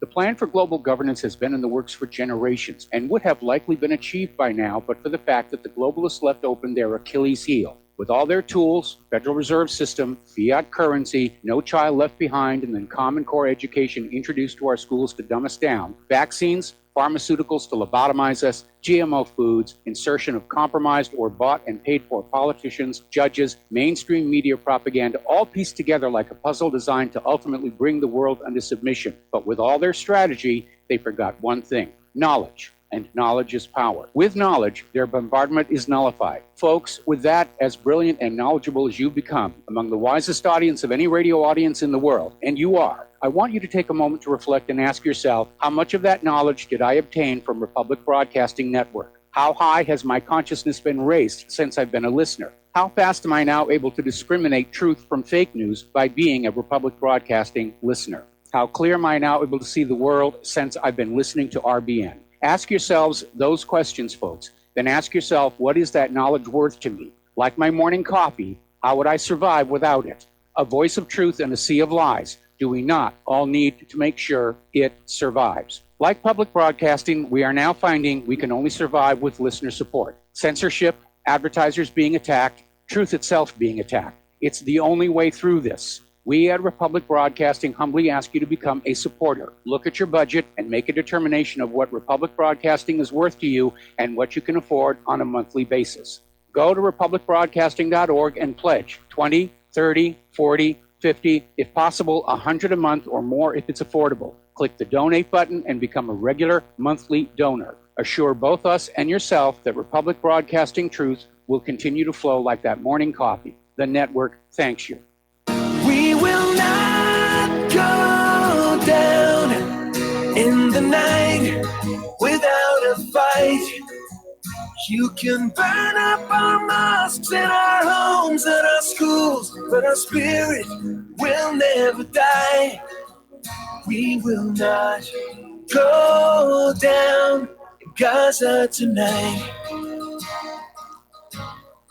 And aloha, America. Welcome back to our show. Let's take some phone calls, starting with Terry in California. Aloha, Terry. Welcome to the show. What's on your mind? Hey, Micah, it's pretty ominous that all those trucks going up to that base in Syria, and, it can't be permitted. Actually, it can be, maybe with the Russians, is we'll just wait, and maybe that Kibini electronic warfare system that got the Donald Cook in the Black Sea, maybe that's the smartest strategy for them to do. Once we get those airplanes in there, and if they want to use that base to attack Iran, just put those electronic warfare aircraft up there and jam everything, and you won't have to come up, with a head-to-head conflict with the United States. And if they really want to attack Iran, not the Navy is probably the only one that's going to do it, them and the Air Force, because we don't, like Peter said, we don't have the ground troops to go and invade Iran. And the only option here is destroy the country, or they want to pacify Israel by attacking Iran. They won't be able to get all the targets because a lot of them are dispersed and are way underground. Yep. So the only thing they can do is just try to destroy the country. And if the Russians come in with that electronic warfare system that's superior to ours, that'd be very interesting to see what's going to happen there. What are your thoughts? Well, I have absolutely no doubt that Russia will be providing some of that frontline electronic warfare equipment, which has proven very effective, not just against the USS Donald Cook, but there are a lot of people who think that the reason Donald Trump's 2 cruise missile attacks into Syria failed to really hit anything worthwhile is they were being redirected and jammed as well. On these cruise missiles from the Navy, can those electronic warfare affect them, or are they pre-programmed before they leave and they don't get any signal from the outside? If they're pre-programmed in the beginning, they're just on their own. Yes. They're going to hit the target. Well, yeah, if you've got an autonomous vehicle and it's not emitting any radiation, then it can't be detected. Obviously, for things that operate in the ocean, you want them quiet so that passive sonar doesn't pick them up. But again, Russia's come up with some really, really neat stuff. Yeah, I know, and they probably have some stuff we don't even know about. And if they just try to destroy Iran, they're going to take the big thing that the American people got to fear, and it's starting right now, is massive inflation. We're going to wind up like Venezuela and, like you said, a Soviet Union style collapse, and we're defeated by the Israelis, not by the Russians and ourselves. Yeah. The whole thing's going to come down because of them. Because, I know we're in there for the banks, and but we're also in there for greater Israel. And I know if you go to Washington, the State Department, they know that the Middle East policy is called by the Israelis, the Zionists, and the Zionists in the U.S. government and the State Department. They direct the Middle East policy.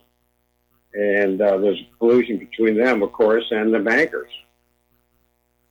Yeah, it's all driven by So you money. get- All wars are ultimately economic in nature. Of course, that's not what ordinary people are being told. You know, we're here to free the slaves. We're here to bring these people democracy. We're here to save them from an evil tyrant and the rest of it. But always behind it, it's access to resources or other economic agendas, like making sure that Iraq continues to sell their oil only for the US dollar, or access to opium from Afghanistan.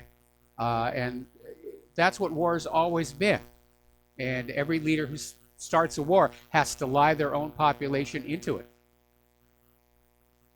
Well, it's also for the economic benefit of Israel, because they want to expand over to the Euphrates, of course, and they want those oil fields in the Golan, and they want to expand into Syria. They want those, and they're not going to give it up, and they've got tremendous influence there, and they run our Middle Eastern policy.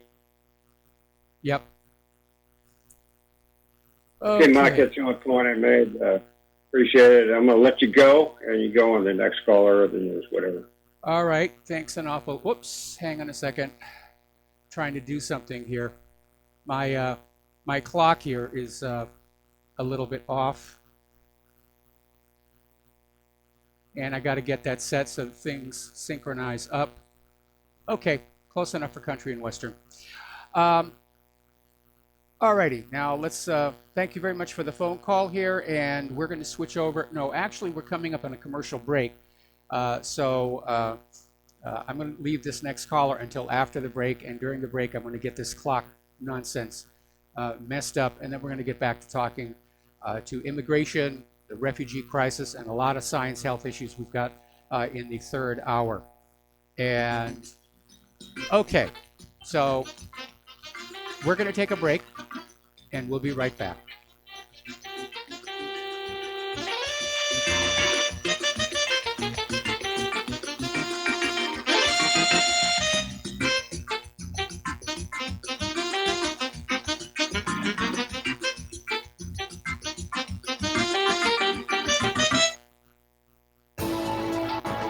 You are tuned in to the Republic Broadcasting Network.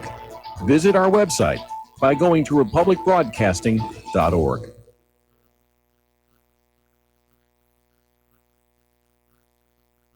Homeowners, are you in foreclosure, expecting to be served with a foreclosure lawsuit, or suspect your lender has coerced you into an illegal mortgage transaction?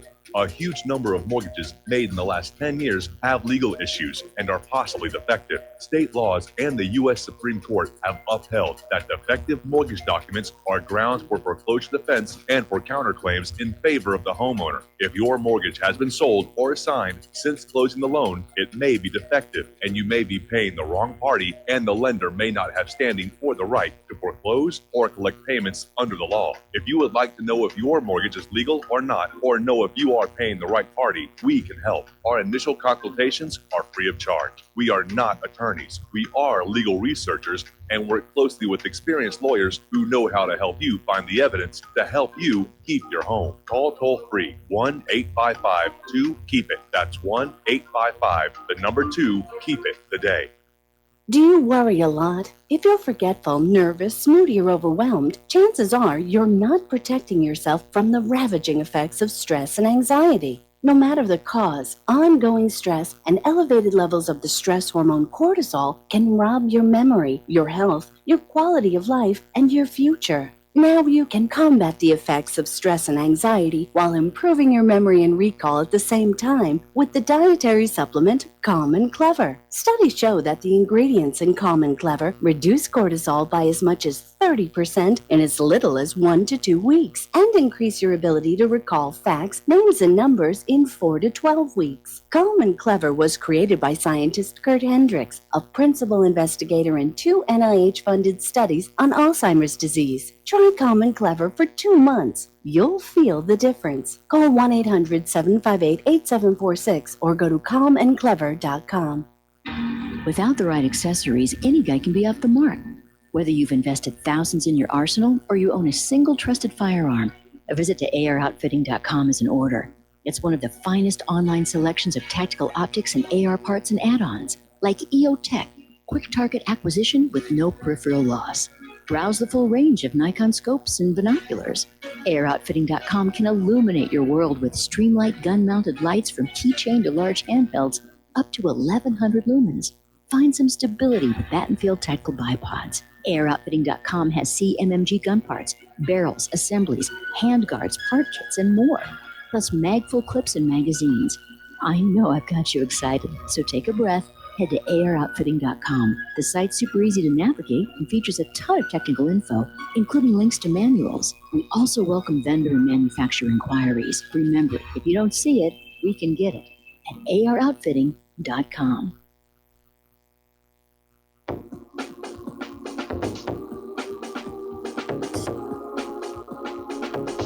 What Really Happened with your host, Mike Rivero. Visit us online at whatreallyhappened.com. Here is your host, Michael Rivero. And aloha, America. Welcome back to our show here. And we got all the little tech issues settled here. And we're going to go back to the phones here to Jesse in Houston. Aloha, Jesse. Welcome to the show. What's on your mind? Hello, Mike. I called you last Friday about the economy and stuff. I was telling you a story about me and my wife. Yes. I just wanted to to let the listeners know, and you know that I wasn't calling you to get any sympathy. I was calling to confirm what you say about the economy and how it's going down the drain. And what I really called about was 9/11. When I was in fourth grade is when it happened. I was in fourth grade, and I came home one day and. Excuse me, I get nervous talking over the phone. Well, just take a couple of deep breaths and relax. I've been doing this now for like 12 years, and there are still some days when I get nervous. Okay, thank you. But yeah, so I walked home. That's back whenever you could walk home, and people wouldn't call CPS and stuff like that on you. But I was walking home, and I go home, and on every channel you could see the planes hitting the building. Every channel. It didn't matter what channel it was on, every channel you saw it. And I was watching when I was young, I remember everything. We were watching a video on demolition in our fourth grade class. Not at that time, but it was a Net Geo program, and it was about demolition. And they had these scientists, they were talking about how they demolished buildings once they, wanted to get rid of them or whatever. And what they did was exactly how the firefighters and, regular people explained, the people that were going through the stuff at the time at 9/11, they explained, the hearing of the bombs, the firefighters finding, how they cut the steel in like a slant rather than straight across. Like they were going to cut a tree off. Yep. So they found that, and I remember this specifically. The scientists were saying that they cut the metal in slant, so that way it goes, so the building don't spread or tip over. It falls directly straight down. Yes. And that's exactly what the whole point of the video was about, like how they demolished the buildings and how basically their job was to make it safe around the area where these buildings were coming down. You understand? Oh yeah, I understand. Well, in my page about 9/11, I have that photo showing those slant cut beams, and there's also a huge amount of melted steel directly underneath the cut, which is basically indication that thermite was used. Yeah, I'm just. Sometimes I sit and think, and I'm just baffled on how, because I'm younger generation. Like I told you before, I'm 26, and I talk about your radio show to as much people as I can. I'll bring it up, and they immediately dismiss me, and it's kind of worrying that they don't. It's either they're on drugs, then they're either on drugs, so they don't care, or they're making money, whether it be working at a restaurant or construction or whatever. they're too busy doing what they're doing to think of and just stop and think what the government's actually doing to it. Because I'm sitting here and I can see it all around with the taxes and I'm getting checks and when Obama was president, and I'm not saying it's all Obama's fault, but when Obama was president, there was a lot more money getting taken out of my check than there is now. But it was just getting bad. Almost $300 taken out of my check, and it's like, whoa. And this is another thing. You've been saying 18 years we've been at this wars. Yes. And it first started, didn't it start with Afghanistan? Yes.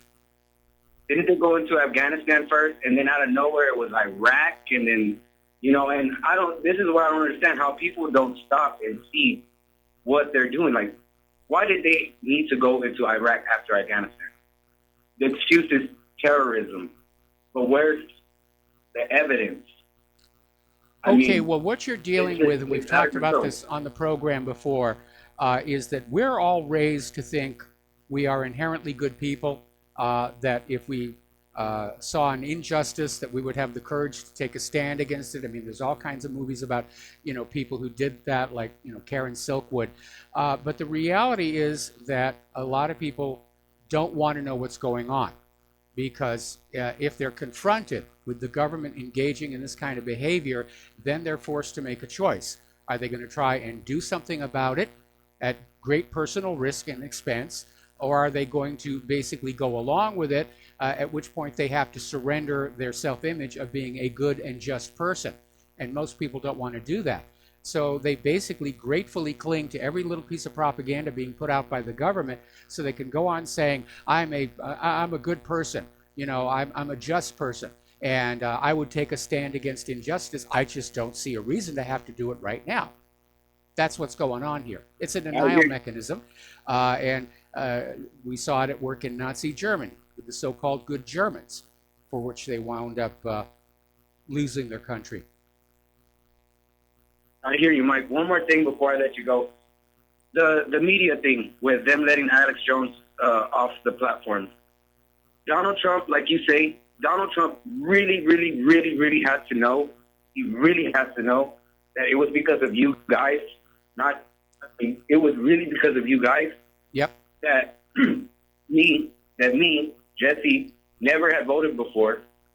Never voted before, never even thought about it, because I've always thought the thing was just ridiculous. But because of this alternate media, because of the truth-speaking people, I voted for him. Yeah. Because of all this, I voted for him because I was like, whoa, he's really different, And so I'm like, wow, and it feels like he's not caring. Yeah, that seems to be the way it's coming across. He's turned his back on us. Maybe there have been some recent developments we're going to get into a little bit later in the show. All right, well, I'm going to let you go, Mike. Thank you for having me back on. See you later. All right, thanks an awful lot. We're going to switch over to Jim in Chicago. Aloha, Jim. Welcome to the show. What's on your mind? Hello, Michael. Earlier in the show, you had a caller from the UK, and he asked you, what has Donald Trump done for the American people? Yes. And basically you said Trump, he's basically, running his mouth and doing nothing. And I would have to agree. If anything, he's about to make the American public really suffer due to the terrorists and other things. Well, and the fact that the economy is not actually in recovery, and we keep hearing all of these experts saying that there is a major correction on the way. Right. And the thing that really disturbs me is, why do people still support this man? And like you always state, when is he going to put on his brass knuckles? It's a very, very good question. But you need to remember that politics in this country has become very cult-like. And we certainly saw that on full display in 2016 with Hillary's followers. Hillary could have dropped kittens into a blender on live TV, and they still would have loved her.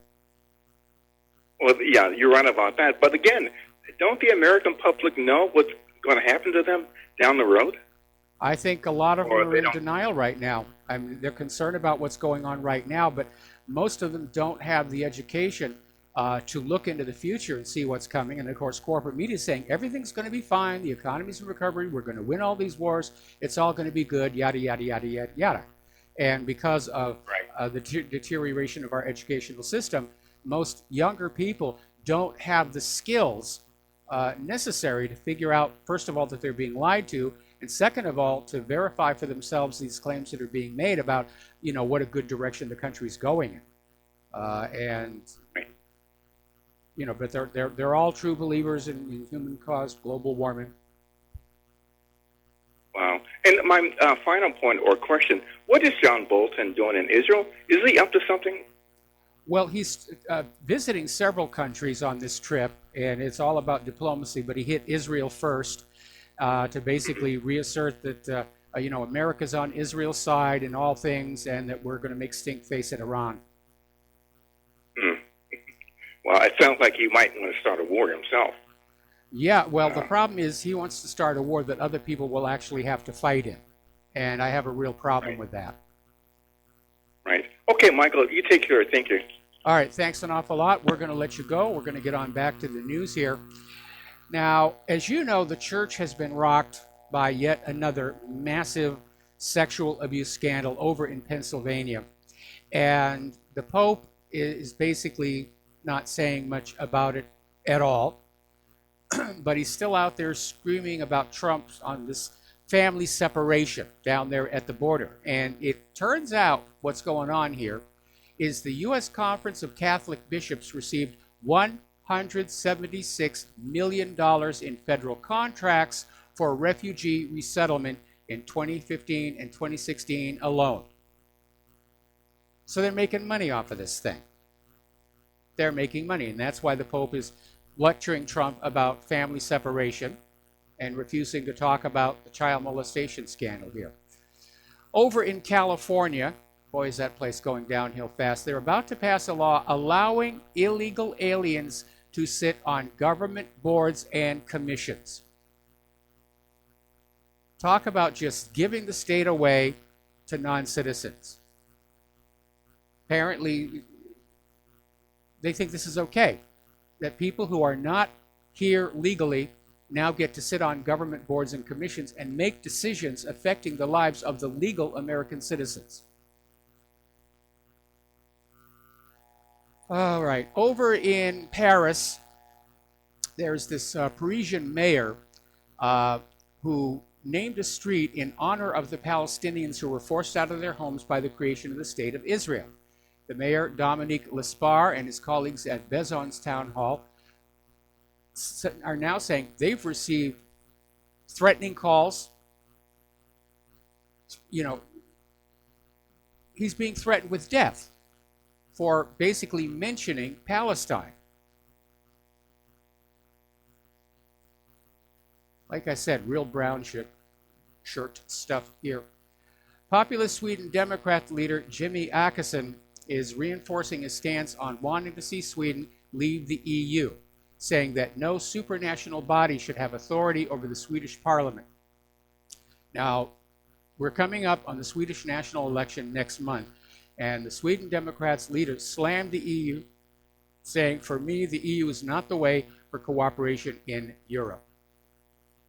So the populist nationalist pushback is definitely underway. Pardon me. Now, there's a former congressional candidate who campaigned on fighting for strict gun control, and she's now been charged with murder for shooting and killing her former campaign manager after his body was found in her apartment. And we're getting a reconnect message on Twitch. Boy, the quality of our internet has really gone downhill. So, am I still on the air?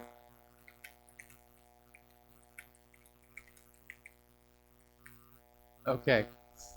So let's keep on going here. So this Kelly Collins, 30 years old, she campaigned in Georgia's 10th congressional district, campaigning on a platform of more gun control. And now she's been arrested and charged with murder. Obviously, gun control didn't work there. We mentioned this last week, but I'm going to mention it again because I think it's an important issue. Members of the Satanic Temple held a rally for the First Amendment at the Arkansas State Capitol building, where they unveiled an 8.5-foot tall bronze statue of Baphomet with 2 adoring children at his side. And the Satanic Temple is suing the federal government for the right to permanently install the statue on the Capitol grounds, arguing that since the Capitol has a Ten Commandments monument, other religions must be allowed to display their symbols there too. Now, of course, we know every winter season we see all the Hanukkah decorations all over the place. So they have a valid point. Okay, now, over in Great Britain, their High Court has basically refused to grant a resolution to non-gendered rights campaigner Christy Ellen Cain. And the High Court judge basically said there's going to be no X option available for passport applications. You're either one or the other. So gender-neutral passports are not going to exist in Great Britain. All right, let's take a phone call from Al in Canada. Aloha, welcome to the show. What is on your mind? Aloha, Mike. I hope you're doing well. I hope all your viewers are having a good time listening to you. Thank you. Well, you're very welcome. This YouTube thing that's been going on with you, since you've been on YouTube, I've noticed that a lot of times when something is going to be said, and they kind of know what's going to be said, you know, we'll get that caching thing going on. On Saturday, I watched one of your older shows. It was maybe 2 or 3 days, and I should have wrote it down, and I didn't. But at a couple of points, it was what you were going to talk about was missing. And I went back thinking, okay, maybe it's just, you know, a screw up. And no, it wasn't. I was wondering if you were aware of these things going on. Yeah, I've been getting complaints from people, and I'm waiting for my Real Video account, my Real Video channel to be created. Apparently, they're hideously backlogged over there. And at that point, I'm going to basically change to Real Video, do my streaming over there, do my archiving over there, because, yeah, I get a lot of complaints about YouTube. Isn't it? It's like, what, they think we're stupid? Mike, No, I would give up they're trying to YouTube, make us and I don't stupid. use it a lot. I would give up YouTube in a second, just to know that freedom of speech was being upheld. Well, you're going to get that. I mean, Real Video is very busy. They've got something like 20,000 channels already, and it's really taking off. And you know, I'm in communication with them, but you know, I'm way down on the list. What can I tell you? Thank you for the call, Al. We're going to take a break here for commercials, and we will be right back.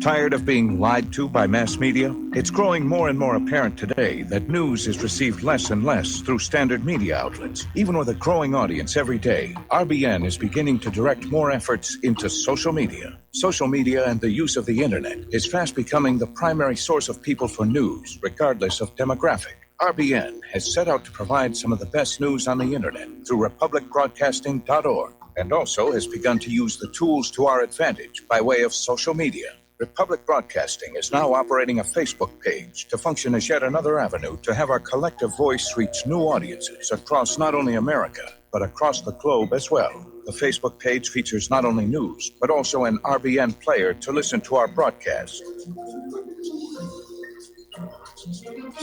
Get involved by visiting facebook.com/Republic Broadcasting and liking our page and share it with your friends and family, because you can handle the truth. I'm getting older and noticing that my body just doesn't work as well as it used to. So I like to keep fit as possible by hitting the gym a few times a week. Recently, I started having a nagging bicep pain, and it got so bad I couldn't even lift the weights. When I was complaining about it to a friend, he told me about Angioprim. He said chelation helps remove toxins, heavy metals, and cholesterol in veins and arteries that may cause blockages. You know, after just 1 week of taking Angioprim, the pain was gone, and now I'm back in the gym full strength. Scientific research proves the active ingredient in Angioprim has superior oral chelation action that helps promote cardiovascular health. So to learn more, go to angioprim.com. That's ANGIOPRIM.com, or talk to a trained consultant. Call Angioprim toll-free at 877-882-7221. You'll feel better with more energy. Call 877-882-7221 or go to the website angioprim.com. Hi, folks. CBD is the home run hitter for health right now. Why, you ask? Because of what it does for the body. Unfortunately, I can't tell you all about the benefit. You know, there's reasons. Do your due diligence and log on to ancientlifeoil.com. That's ancientlifeoil.com. Ancient Life Oil uses organic ingredients and is blended in coconut oil for some of the best benefits. Legal in 50 states and non-psychoactive. Log on to ancientlifeoil.com. That's ancientlifeoil.com. Do you worry a lot? Whether you're a college student, busy professional, parent, or grandparent, ongoing stress and elevated levels of the stress hormone cortisol can rob your memory, your health, and your future. Now you can combat the effects of stress and anxiety while improving your memory and recall at the same time with the dietary supplement Calm and Clever. Studies show that the ingredients in Calm and Clever reduce cortisol by as much as 30% in 1 to 2 weeks. Call 1-800-758-8746 or calmandclever.com. When all this twisted steel was swept away, did these remaining holes reveal what's really happened? And aloha, America. Welcome back to our show here. And apparently there is this situation, again, California, over at Pomona College in Claremont, California. They're having these courses, for lack of a better word, on queering children and the Bible. And apparently one of these articles, or one of these courses rather, is titled Queering Childhood, which examines the figure of the child and how this figuration is used by politics, law, and medicine to justify continued cultural investment in reproductive heteronormativity and productive able-bodiedness. In other words, now it's the fact that we love children that is basically leading us to this world where we think there have to be men and women in it. That's really, really out there. And again, I wonder what kind of a job students who take these courses are going to find when they graduate with which to pay back those student loans here. Over at Yale University, there's been kind of a happy ending to a story that actually began 3 years ago. And basically, there was this professor, Nicholas Christakis, and his wife, Erica. And Erica wrote an email arguing that college students are old enough to choose their own Halloween costumes and to deal with costumes they might find offensive. And of course, this triggered all the liberals who are out there saying, no, you can't have a Halloween costume of this and it'll offend somebody, and you can't have a Halloween costume, you know. Halloween is supposed to be a scary time anyway. So there was this huge brouhaha where they literally chastised this Christakis for supporting his wife's free speech. So here we are today, and this same professor has been awarded the Sterling Professorship, which is Yale University's highest faculty honor. And Yale has already issued a statement saying it was based entirely on academics. But of course, the liberal whiners are out there saying, no, this man believes in freedom of speech. We can't have that out there. Now, here's a very bizarre situation. This is about the Parkland shooting. And Apparently, the judge in this county documents case decides the First Amendment doesn't cover public records. So Broward Circuit Judge Elizabeth Scherer said the newspaper, which had published some of these documents, flouted her order that portions of a school district report about Nicholas Cruz should remain shielded from the public. And in the future, she declared she will consider listing exactly what the newspaper can and cannot print. So they're basically acting like they've got something to hide. Okay. Now, another judge, this one over in Washington State, has sided with the NRA and the Second Amendment Foundation against a gun control ballot initiative in the state of Washington. Now, this initiative, I-1639, was being presented as a simple attempt to raise the legal age for long gun purchases from 18 to 21. Okay, we'll put this story on hold until after we come back from station identification.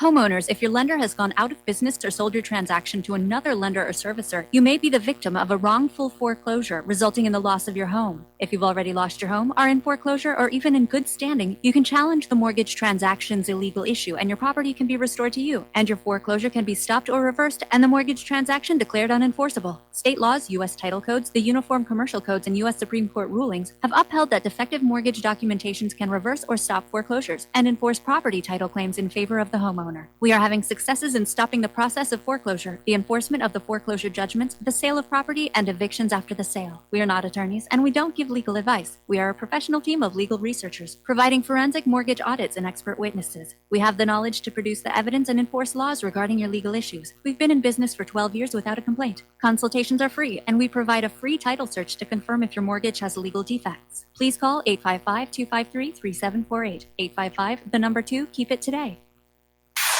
You're listening to Republic Broadcasting Network, because you can handle the truth.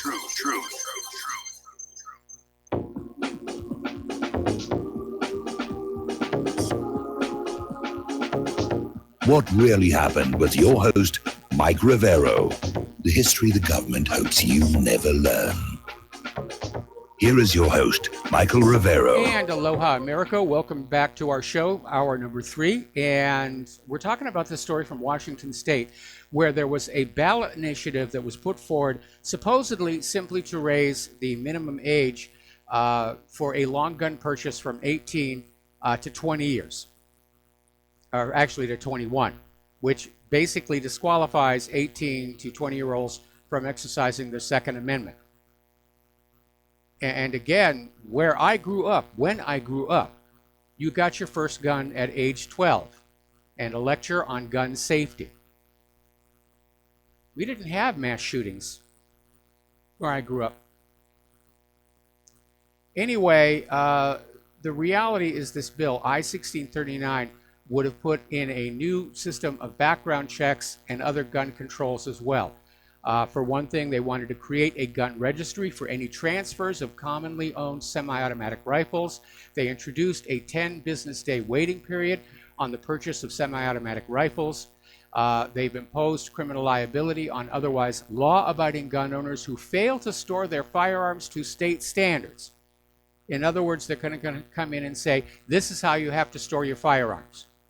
Got to have a gun safe or at least a gun lock. I don't know what the plan here is. And I'm sure the people behind this initiative are already buying stock in the companies that make trigger locks and gun safes here. Basically, it's authorized a $25 fee to be assessed to semi-automatic rifle purchasers. It's basically just a way to try and make purchasing these rifles cost prohibitive. It also mandates training prior to purchase. Now, I got to be very honest, I don't have a problem with that one. I actually think it would be a good idea. I think anybody who wants to get into firearms, as a hobbyist, as a hunter, as a target shooter, I think it's very reasonable that they show competency before they get the gun. Just like you have to go through driver ed before you get a driver's license. And I know I'm going to get a lot of nasty emails from the Second Amendment people about this one. But I actually like that idea. Okay, over in Chicago, my goodness, they're having a lot of fun over there. 18 people were shot on Friday, 23 shot on Saturday, and 21 shot yesterday. That's 57 for a single weekend. Thank goodness they've got such strict gun control over there in Chicago. All right, let's turn to some issues of health and safety. Now, people are becoming very concerned about their drinking water. There are now a lot of places in this country where it's actually dangerous to drink the tap water as it comes out of the faucet. Places like Flint, Michigan, where the water mains have corroded and leached into the water. Areas of fracking, where there are fracking chemicals that are coming out of the water. And in states, including Colorado, Michigan, Pennsylvania, New York, and North Carolina, local water systems have been contaminated with toxic chemicals called PFAS, PFAS, which stands for perfluoroalkyl and perfluoroalkyl substances.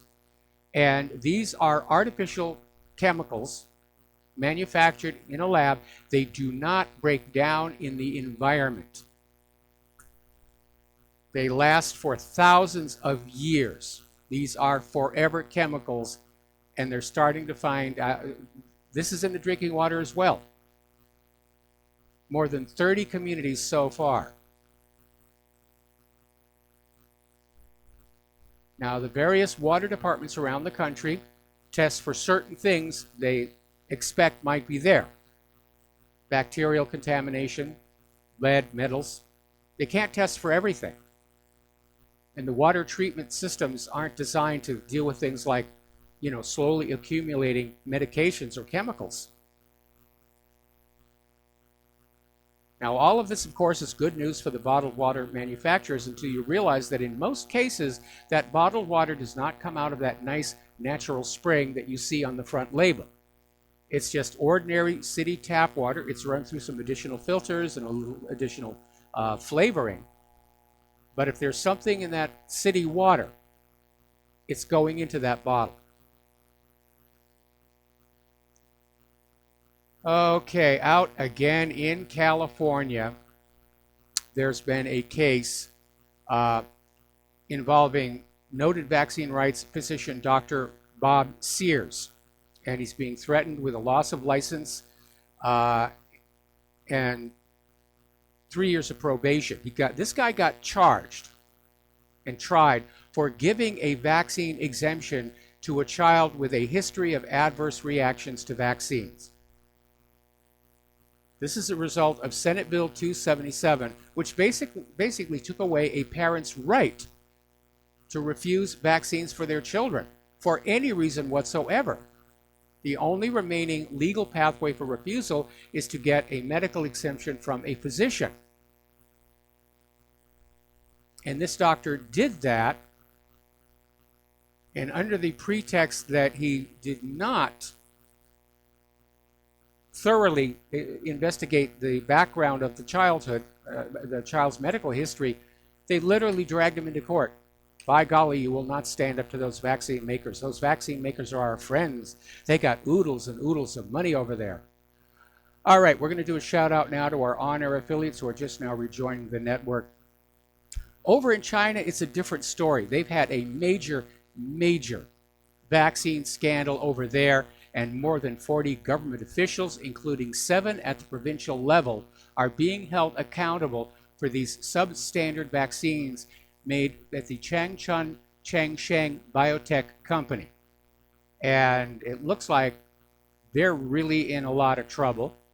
and Xi Jinping personally oversaw this case.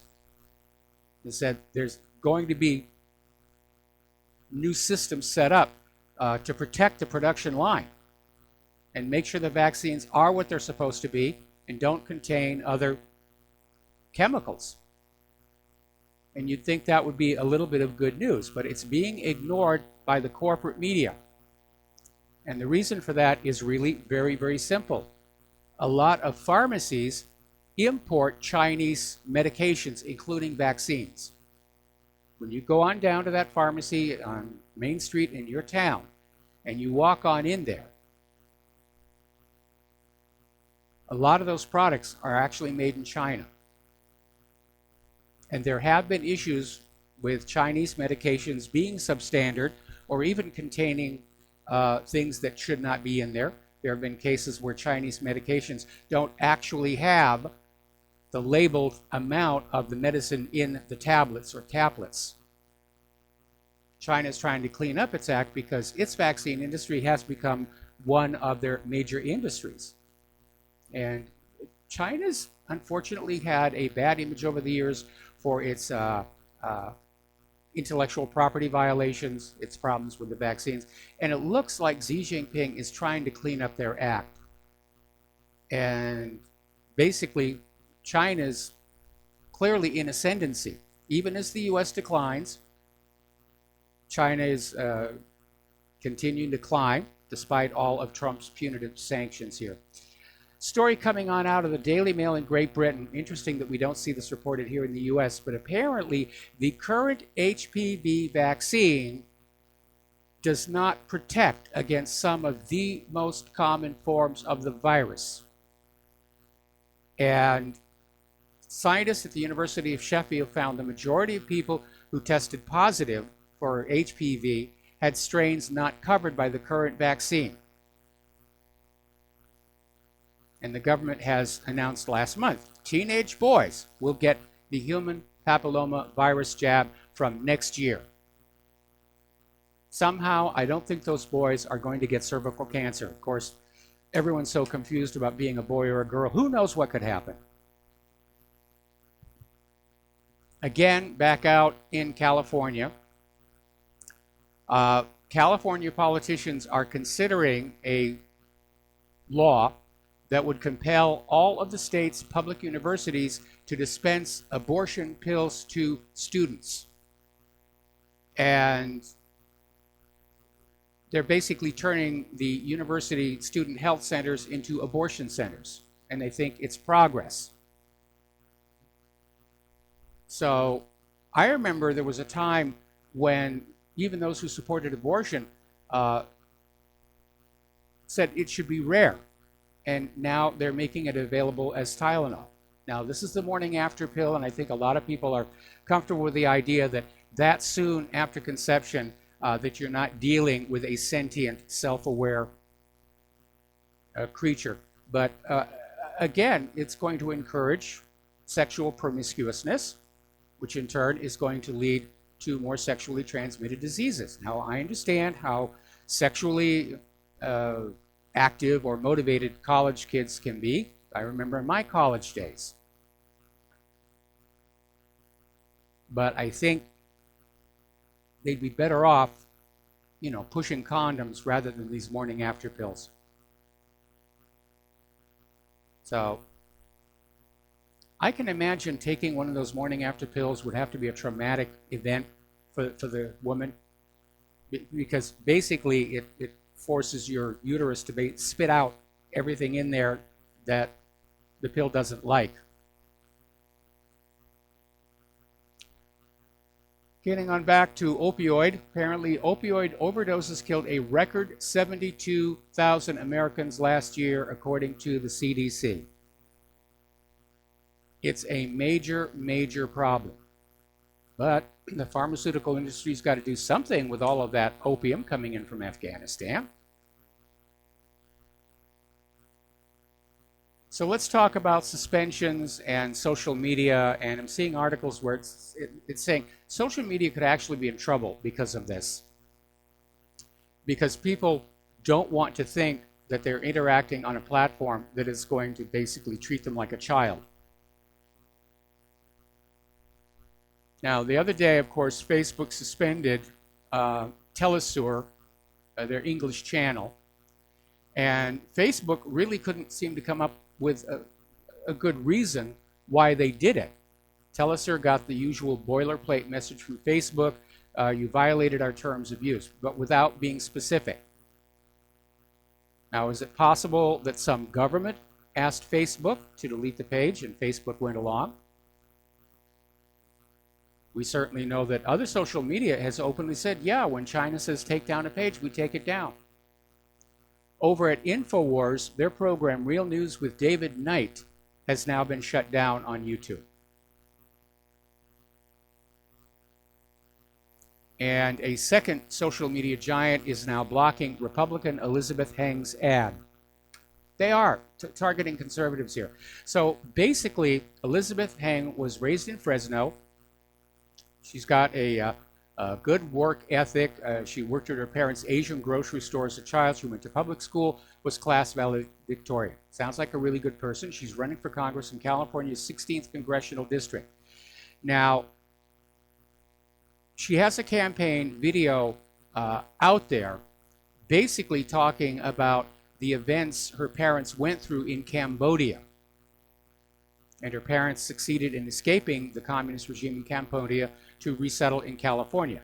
And it is an amazing video. And basically, Twitter has now banned that, saying it's shocking and too controversial. Well, there's nothing controversial about what Pol Pot did in Cambodia. It's well-documented history. And I think social media has definitely gone over the edge on this thing. And a lot of people are starting to push back. Amazingly enough, Bill Maher, who's as liberal as they come, used a portion of his show to defend Alex Jones' right to freedom of speech. Now, the Trump administration has started to do something here. It's not what you might expect, but basically, Housing and Urban Development Secretary Ben Carson is accusing Facebook of engaging in housing discrimination. This is according to a complaint filed on Friday. In it, HUD says the social media giant allows landlords and home sellers access to advertising tools that limit which prospective buyers or tenants can view certain online ads based on race, religion, sex, disability, and other characteristics. All of this a clear violation of the Fair Housing Act. So Facebook is in legal trouble for that, and it may just be the opening salvo. Trump is finally coming on out and making comments about social media's abuse of conservative voices and the independent media. Apparently, there's been another banning of somebody. There was a former employee of Tesla who took to his Twitter account and basically began posting photos that he claims back up the assertions Tesla has denied. And he's telling other employees, followers, to basically upload photos of what he claimed to be improperly handled cooling tubes, proof of damaged battery cells being reworked and installed in cars that were sold, and apparently a high volume of scrap waste. And Twitter promptly suspended it, because Twitter is saying that you can't talk about another person without that person's permission. So according to Twitter, you need permission to be a whistleblower from the party you are blowing the whistle on. That makes a lot of sense out there here. Article, this one coming out of Waking Times, talking about the internet kill switch. And this is something that's sort of been in the folk legend going back for almost 20 years, where supposedly the president has a button he can push that would shut down the entire internet. And of course, shutting down the entire internet would be an economic disaster because of how many businesses are now dependent on it. So The new task is to find ways to filter content the government and corporate media and corporations in general don't like, while not touching that part of the internet that is making all kinds of money here. So there is no actual button, if there ever was. But there's certainly all of this banning going on. And Fahrenheit 451 has now become Fahrenheit 404. Story out of Investment Watch blog. Government spying and censorship is the start of widespread book burning.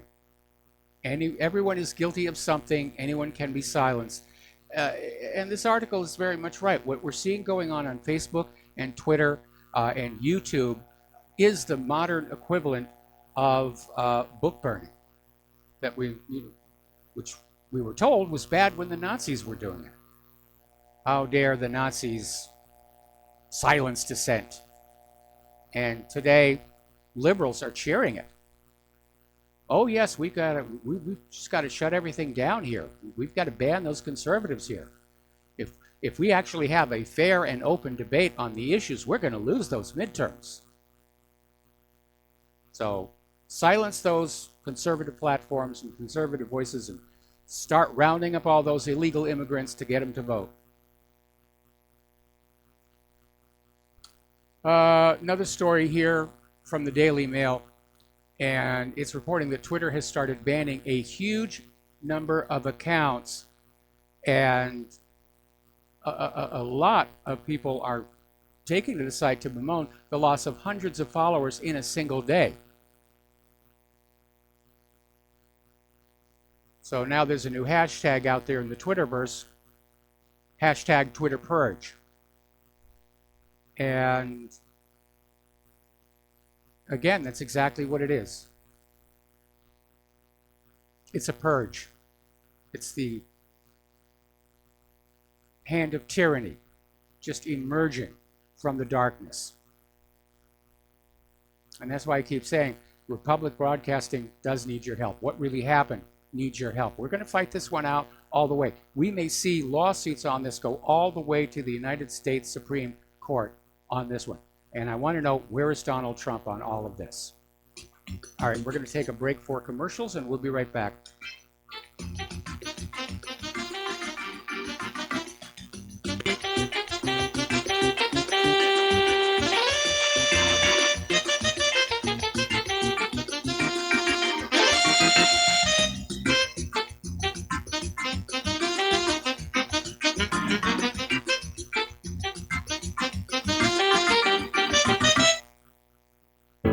Extendivite, a 7-herb combination of garlic, cayenne, hawthorn, bilberry, ginkgo biloba, valerian, and milk thistle. Extendivite is designed to strengthen the heart and arteries and help the body heal itself. Doctors are not able to explain the improvements they are seeing in their patients' health who are taking Extendivite. People who once needed more pills are now taking less and getting better. Due to the unexplainable improvements in their patients' health, more doctors are calling to order Extendivite for themselves. Help Extendivite make your doctor a believer. Extendivite is available in capsule or liquid form for just $69.95 for a 2-month supply. To get started, call 1-877-928-8822. That's 1-877-928-8822, or visit heartdrop.com. Extend your life with Extendovite. Folks, we're living in a world the likes of which we've never perceived any clearer than we do now. The plan for global governance has been in the works for generations and would have likely been achieved by now, but for the fact that the globalists left open their Achilles heel. With all their tools, Federal Reserve System, fiat currency, no child left behind, and then Common Core education introduced to our schools to dumb us down, vaccines, pharmaceuticals to lobotomize us, GMO foods, insertion of compromised or bought and paid for politicians, judges, mainstream media propaganda, all pieced together like a puzzle designed to ultimately bring the world under submission. But with all their strategy, they forgot one thing: knowledge. And knowledge is power. With knowledge, their bombardment is nullified. Folks, with that, as brilliant and knowledgeable as you've become, among the wisest audience of any radio audience in the world, and you are, I want you to take a moment to reflect and ask yourself, how much of that knowledge did I obtain from Republic Broadcasting Network? How high has my consciousness been raised since I've been a listener? How fast am I now able to discriminate truth from fake news by being a Republic Broadcasting listener? How clear am I now able to see the world since I've been listening to RBN? Ask yourselves those questions, folks. Then ask yourself, what is that knowledge worth to me? Like my morning coffee, how would I survive without it?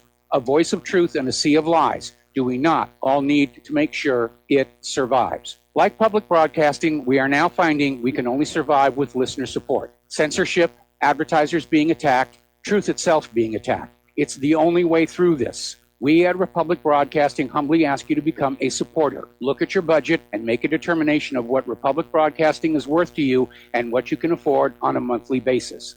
Go to republicbroadcasting.org and pledge 20, 30, 40, 50, if possible, 100 a month or more if it's affordable. Click the donate button and become a regular monthly donor. Assure both us and yourself that Republic Broadcasting truth will continue to flow like that morning coffee. The network thanks you. We the people, in order to form a more perfect union, establish justice, ensure domestic tranquility, provide for the common defense, promote the general welfare, and secure the blessings of liberty. And aloha, America. Welcome back to our show here. And one of the areas people need to be aware of is how words are used to try and control us. And right now, there are 3 trigger terms that are designed to stop critical thinking. Now, the first one is an oldie but a goodie. The CIA came up with it all the way back after John F. Kennedy was assassinated. Conspiracy theorists. And it's rather overused. And if you really think about it, it's simply somebody who's trying to understand what's going on and is willing to look at uncomfortable facts. Now, conspiracy is a real thing. There's even a law against it. But conspiracy theorists has been seen as dismissive, a way of getting rid of people with embarrassing questions without having to actually answer them. Now, the second one is the label alt, and it's being used as an adjective for sentiments that supposedly do not fit with the accepted status quo, ideas outside of the box. It actually may go all the way back to the early days of the Unix operating system, in the days before web browsers and everything, to a system called Usenet, which was a community news posting site where you could put up articles and you could read other people's articles, and there were Usenet servers all over the place. And there was a separate section for content that parents might find objectionable for their children, and it was called the alt hierarchy. And you'd have these news groups like alt, duct tape, furry things, whatever. And that may be the origin of the use of alt, because it had a negative connotation. Oh, you're over in the alt hierarchy. What are you doing over there? So, and of course, this new one, which is hate speech. This has become a favorite of politicians and news commentators, because what could be more dangerous than hate? But there's a problem with that. Hate speech is not the same thing as a hate crime. Speech is just that, speech. And the idea of trying to criminalize hate speech becomes an issue when you realize that the government gets to decide what is hate speech. And anybody who's out there trying to tell the truth in a government of liars can be accused of hate speech and demonized. Another article, this one out of Richie Allen, on how political correctness is totalitarianism on steroids and will be the death of free speech if we let it. He's trying to get on out there and sound the alarm that political correctness really is an attempt to trick people into self-censoring. I have a concern about this candidate. Oh, don't say that. You'll offend them. everybody's just triggered by possible offense. In fact, story that just got put up here, Frontier Airlines suspended a pilot in connection with a social media comment on a transgender student. So political correctness has literally reworked our society where people are genuinely afraid to say what's on their mind. And it is insidious because people think that's what they're supposed to do. And you're not. That's why we have a First Amendment, so you can get on out there, peacefully assemble, discuss what's going on, and petition the government for redress of grievances. And everybody's got a different opinion. And you cannot have free speech and an offense-free environment at the same time. It's impossible. No matter what you say, there's going to be somebody on earth who is offended by it. Usually it's going to be the liberals, because part of their self-image is being offended at everything. I'm offended at that. Those shoes don't go with that shirt. I'm offended by that. We have to have the courage to speak out, say what's on our mind. And if somebody comes up and says, I'm offended by that, say, okay, be offended. It's like that Australian comedian. Nothing happens to you when you're offended. Just say, be offended. I don't care. That's part of political correctness, that we're supposed to be obsessed with other people's feelings at the expense of our own freedoms. I'm not going along with that one. I try and be gentle and diplomatic and polite, but I'm going to speak what's on my mind. And if you're offended by something I've said, too bad. Because I refuse to surrender my freedom of speech. I refuse to give up that First Amendment. Because if we lose that First Amendment, if they succeed in taking away our freedom of speech, we are in serious, serious, serious trouble as a nation. And we seem to be heading into that right now, where between the deplatforming of those of us who are willing to speak our mind, coupled with this cultural Marxism called political correctness, the American people don't realize they're being swindled out of one of the most basic rights that they have. We'll be back after these commercials.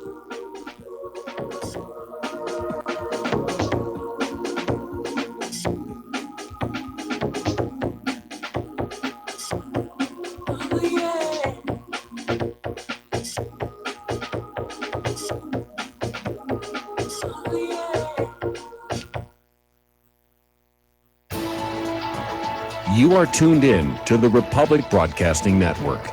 Visit our website by going to republicbroadcasting.org.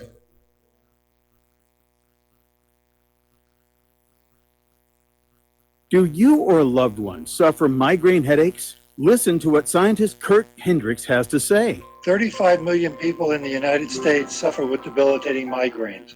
If you or a loved one are one of them, you need to know about MigraLief.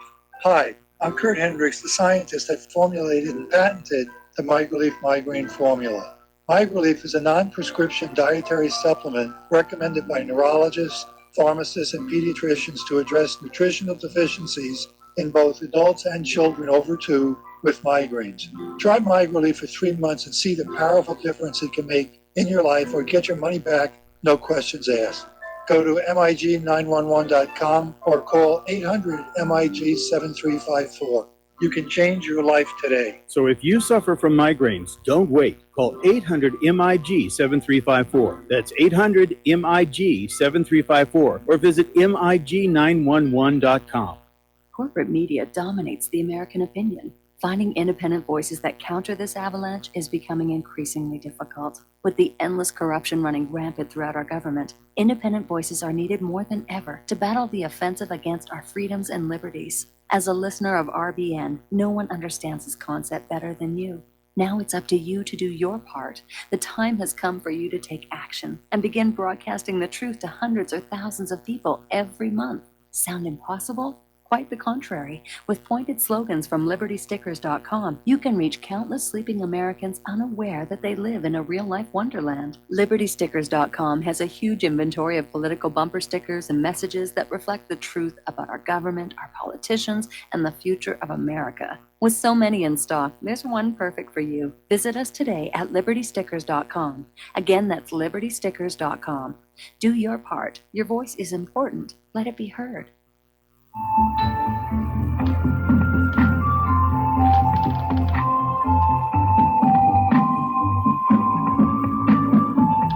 Do you know there is an ongoing war right here in America? Are you aware that U.S. citizens have been classified as enemies of the state since 1933?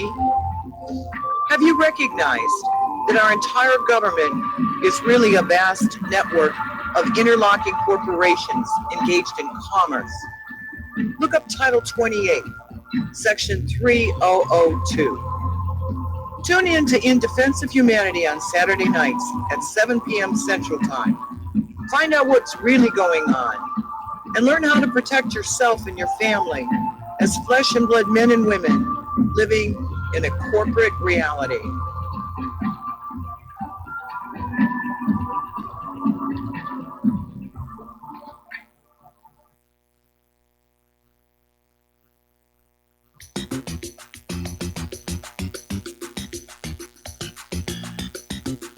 Welcome to What Really Happened Radio. Visit us online at whatreallyhappened.com. And now, set your eyes on the future and let's consider what really happened. And aloha, America. Welcome back to our show here. And Facebook is in trouble in another way, and this is potentially a lot more serious than violating the Fair Housing Act. Apparently, Facebook has been fudging their numbers to their advertisers. And there was a lawsuit filed last Wednesday basically saying that Facebook deliberately misled advertisers on its platform by claiming it had a far larger audience size in U.S. cities and states than it really does. So they got caught on that. And by the way, it's not the first time it's happened. All of these social media corporations have been accused of rigging the numbers and overstating their reach in order to drive their advertising prices up. But now Facebook is getting sued for that, and I think that would be a really good thing. Okay, now, do you remember the Prenda Law piracy scheme? Prenda basically made about $3 million from the scheme. And the way it worked is the lawyers for this law firm would upload copyrighted porn onto public websites, wait for it to be downloaded, and then sue the people who downloaded it for copyright infringement. And it was a scam, and they got caught doing it. And Paul Hainsmeier has pled guilty to charges of wire fraud and money laundering for his part in the Prenda piracy scheme. And his guilty plea is part of an agreement that will ensure he does not receive a prison sentence longer than 150 months. Well, a lot can happen in 150 months. I think that possibly all those people who got wrongfully sued ought to be suing Prenda. Now, here's an interesting story. It basically involves a teenage hacker who was able to break into Apple's secured servers. And basically, Apple contacted the FBI. The FBI then passed the case to the Australian Federal Police Force, where they later tracked down this teenager and found software that had enabled the hacking. It's funny the way they phrase that. It makes it sound like he didn't write it, he just bought it off the dark web. But the AFP raided the teen's family home in Melbourne and seized 2 laptops, a mobile phone, and a hard drive. And court documents said the teenage hacker stored 90 gigabytes of Apple-secured files and customer accounts in a folder titled Hacky Hacky Hack. Now, how did they find this nefarious criminal? Was it the work of the FBI or the AFP or even Apple? No, this kid was bragging about what he was doing on WhatsApp, and somebody just spotted it there. Now, if you're using your computer or even just your smartphone on a regular basis here, you already know we're living in a season of just uncontrolled scams and fraud all over the place here. And apparently there's one that was out a few years ago. It's making the rounds again. And what it is you look at a website and all of a sudden there's this authoritative, insistent male voice saying, you know, you've got to log in immediately, your computer's compromised, we're going to fix it.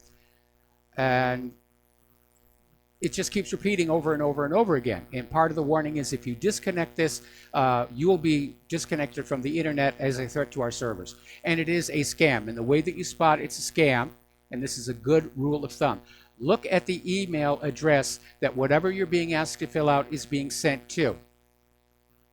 And if it doesn't say the appropriate party, the bank or Microsoft or whatever, you're dealing with a scam. And we see dozens and dozens of these every week.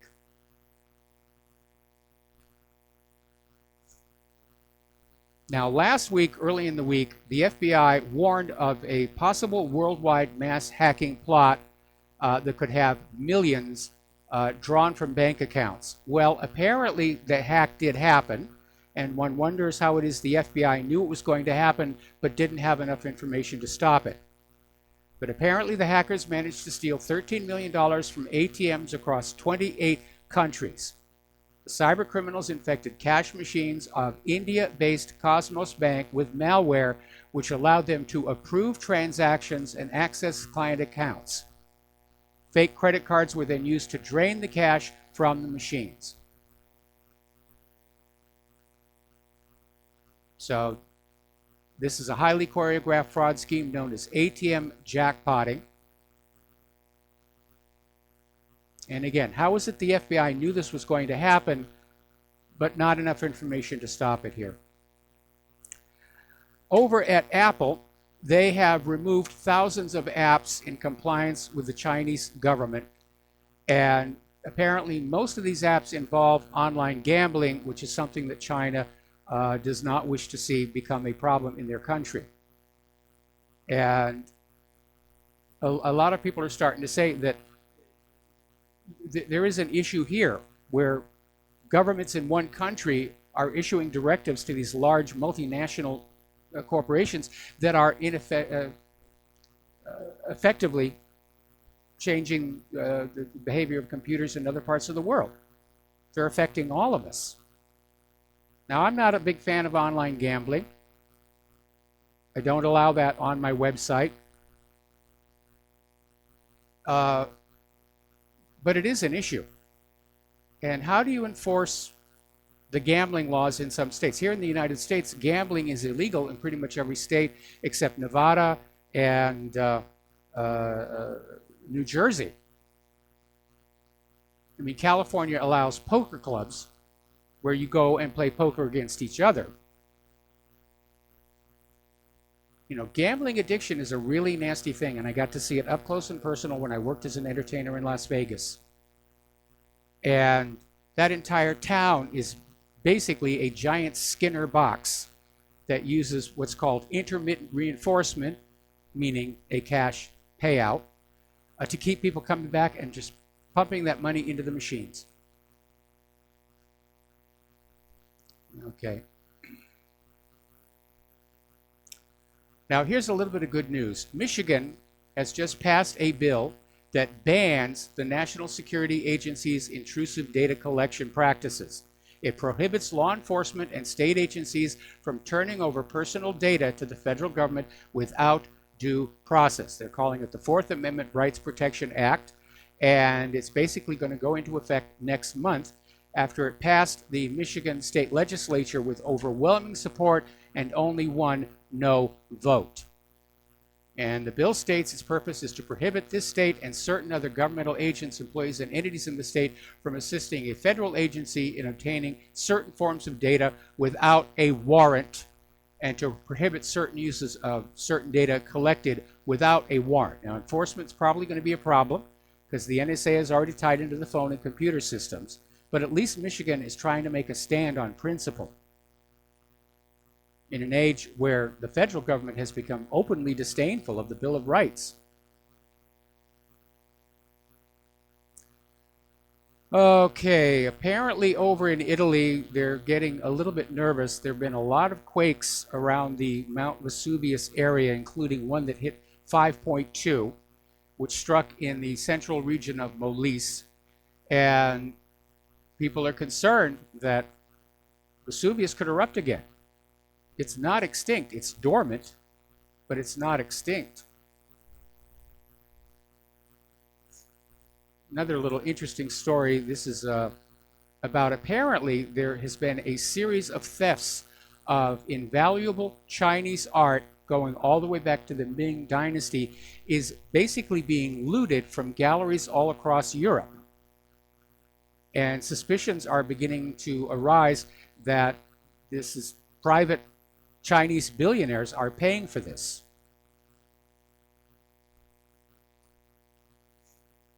Remember the X-37B, that little robotic mini space shuttle the military has? It's been in space pretty much for a year now, and nobody knows what it's doing up there. But it obviously has got a really wonderful power supply. We don't know if it deploys solar panels from inside its cargo bay or if it's running on a nuclear reactor. I would tend to think, given that this is a military project, it's probably the latter one. But that's up there, and it's doing whatever it is that it does. All right, so let's talk some local news here. Down on the Big Island, the volcano Kilauea appears to have slowed down. They're still calling it a pause. They're hoping it's going to last. The USGS has lowered the alert and warnings for both the summit and Fissure 8 from warning to simply watch. And that's a really good sign.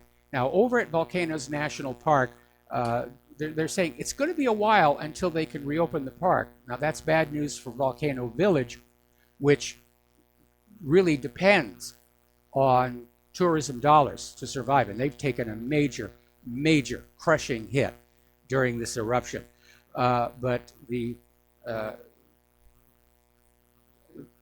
people who run the park are saying they're not going to reopen it until they know that everything is perfectly safe.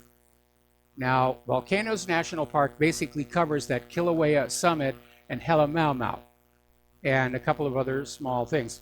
But you can still tour the other volcanoes down what's called Chain of Craters roads. And, of course, I don't know what condition it's in after this last eruption. But they want to be they want to be safe. They want to know it's safe before they let people back in there. Now, last week I mentioned we had a hurricane in our neighborhood yet again, Hurricane Lane, and it looked like it was going to miss us to the south by an even wider margin than the previous hurricane. But now they're saying this storm is going to take a northwest turn. And as of right now, both Kauai and Oahu are now in what they call the cone of uncertainty, which is the possibility of error on either side of the predicted track. Now, my estimation is it's probably actually going to sail between Kauai and Oahu, but we'll still get a lot of wind and rain from that. All right, let's take a phone call now from Daniel in British Columbia. Aloha, Daniel. Welcome to the show. What's on your mind? Yeah, aloha, Michael. I don't want to bore you with Canadian stuff, but you were talking about words being used as weapons these days. There's a politician here in Canada who's getting in hot water for a couple of tweets that he did. Mm-hmm. He was talking about this statue of John A. Macdonald being removed from the front of the legislature in Victoria, British Columbia. Yes. And John A. Macdonald is he's like the Canadian version of George Washington. He didn't cut down any cherry trees or anything like that, but well, neither did George. That was just campaign propaganda. Probably, but he did. He made a point that John A. Macdonald, in the time of when he was around, was basically taking orders from the British Crown because Canada wasn't quite a country yet. And a lot of the segregation and schools for the Aboriginals, sure, it's an issue and it's a dark history, but instead of removing the statue, they could just put the plaque or rename the plaque or change the wording on it to include his dark side too, instead of all the good things like helping found Canada. So this Maxime Bernier, his name is Maxime, not Maxine. He's a conservative, and he's also saying, at the same time they're pulling down a statue of Johnny MacDonald, they're renaming a park in another part of Canada after the founder of Pakistan. And he said the founding of Pakistan led to 1 million deaths. And so, of course, all the liberals just jumped on him. I mean, this guy, politicians are citizens too. They've got, they've got the right to speak their mind, and sure, they represent their party and so forth. But it's just becoming out of control. And he said this is another example of extreme liberal multiculturalism. Yeah.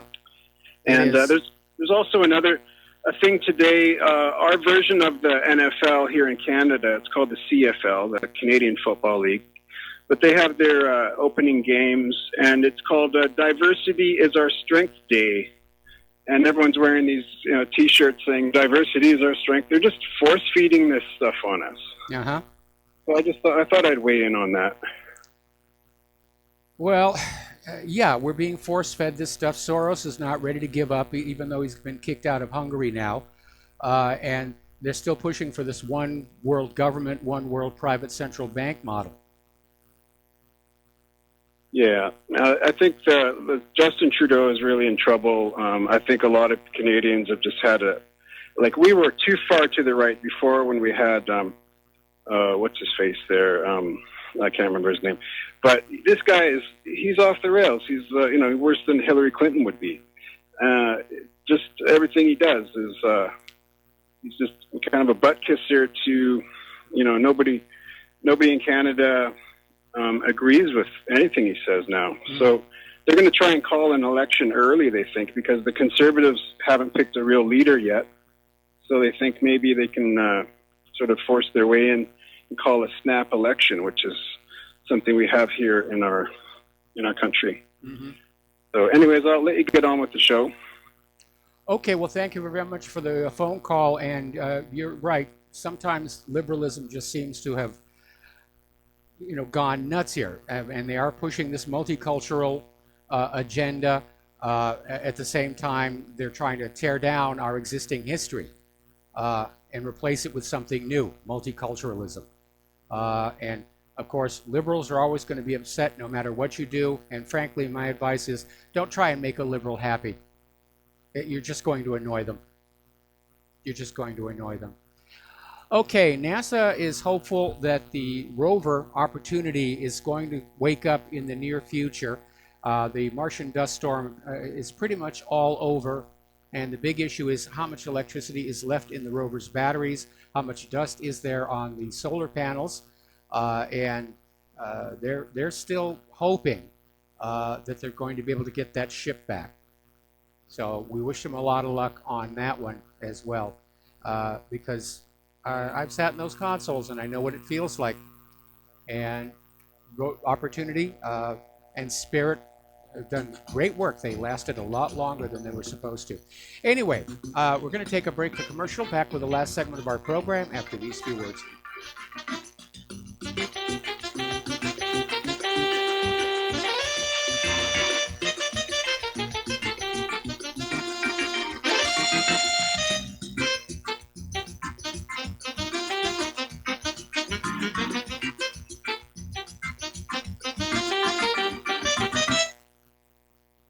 Homeowners, are you in foreclosure, expecting to be served with a foreclosure lawsuit, or suspect your lender has coerced you into an illegal mortgage transaction? A huge number of mortgages made in the last 10 years have legal issues and are possibly defective. State laws and the U.S. Supreme Court have upheld that defective mortgage documents are grounds for foreclosure defense and for counterclaims in favor of the homeowner. If your mortgage has been sold or assigned since closing the loan, it may be defective and you may be paying the wrong party, and the lender may not have standing or the right to foreclose or collect payments under the law. If you would like to know if your mortgage is legal or not, or know if you are paying the right party, we can help. Our initial consultations are free of charge. We are not attorneys. We are legal researchers and work closely with experienced lawyers who know how to help you find the evidence to help you keep your home. Call toll-free 1-855-2-KEEP-IT. That's 1-855-2-KEEP-IT today. Without the right accessories, any guy can be off the mark. Whether you've invested thousands in your arsenal or you own a single trusted firearm, a visit to AROutfitting.com is in order. It's one of the finest online selections of tactical optics and AR parts and add-ons, like EOTech, quick target acquisition with no peripheral loss. Browse the full range of Nikon scopes and binoculars. AROutfitting.com can illuminate your world with Streamlight gun-mounted lights from keychain to large handhelds up to 1,100 lumens. Find some stability with Battenfield tactical bipods. AirOutfitting.com has CMMG gun parts, barrels, assemblies, handguards, part kits, and more, plus magful clips and magazines. I know I've got you excited, so take a breath. Head to AirOutfitting.com. The site's super easy to navigate and features a ton of technical info, including links to manuals. We also welcome vendor and manufacturer inquiries. Remember, if you don't see it, we can get it at AirOutfitting.com.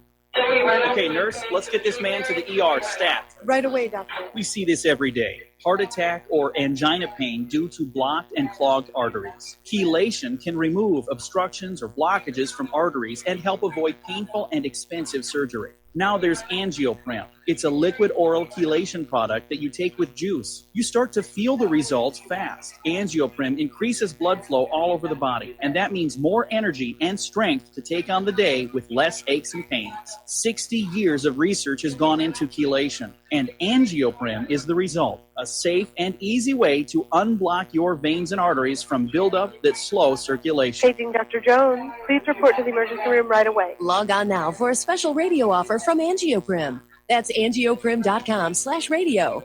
ANGIOPRIM. Angioprim.com/radio or call 877-882-7221.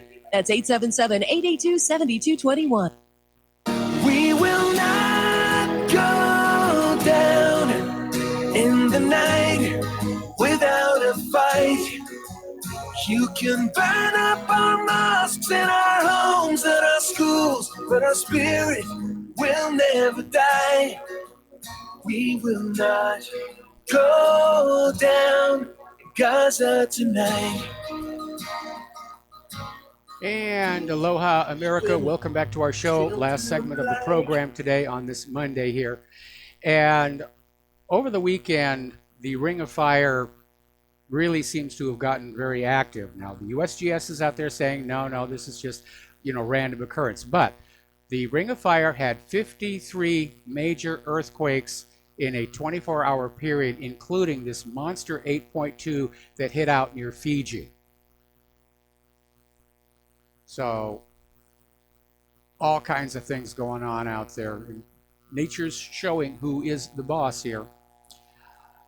Over in Genoa, they've finally completed searching for all the bodies in the wreckage of that collapsed bridge, and the death count stands at 43. And now they have to basically clean it up. And meanwhile, of course, there are repercussions going back and forth about how the bridge was not being maintained, how even before it collapsed, it looked like it was dilapidated and in bad condition. Some are saying it should have been renovated years ago. Others are saying the renovation was too much. It should have been condemned and taken down. But nothing was done while the politicians argued back and forth. And now there has been this catastrophe. It's going to cost them a lot more money to clean up that mess, all that damage down in the rail yard, than it would have been to, bolster the bridge. Now, bridges do have finite lifespans. They're designed to last a certain number of years, and they can be designed to last a very, very long time. But they must have proper upkeep. And I'll give you a good example would be the Golden Gate Bridge in San Francisco. Most people don't know this, but there's a crew always working on that bridge that starts at one end of the bridge, and they knock out every single rivet and put a brand new one in. And they just keep doing that over and over and over until they get to the other end of the bridge. Then they come back and they start all over again. So no corroded, aging rivets in the bridge. And by the way, they'll sell those older rivets in various shops around San Francisco. Makes a great souvenir here, or at least they used to. France is concerned that they have 840 bridges at a risk of collapse. Apparently somebody did an audit, and Emmanuel Macron is being condemned by his government after this report that came on out after the Genoa collapse, saying that 7% of France's structures, 840 bridges in all, are also at risk of collapse. And there are some bridges here in the United States that people are expressing concern about. But nobody can come up with the money to fix them because governing is choosing, governing is prioritizing, and it's more important for us to buy bombs and bullets and destroy other people's countries so that we'll be great even with collapsed bridges. Kevin Spacey's Billionaires Boys Club opened. They took in a grand total of $126 at the box office opening night. That's $126, not thousands, not millions, $126. So apparently Kevin Spacey's naughty past has caught up with him. There's the music. Time for me to get on out of here. I got to do the Jim Goddard show. Please stay tuned for John Stedmiller. I'm sure he's got lots of interesting things to share with you. Please take what you learn here and share it with everybody that you know, especially this issue about social media deplatforming conservative voices, because it's an attack on our very democracy. All right, so we'll be back tomorrow. Aloha, America.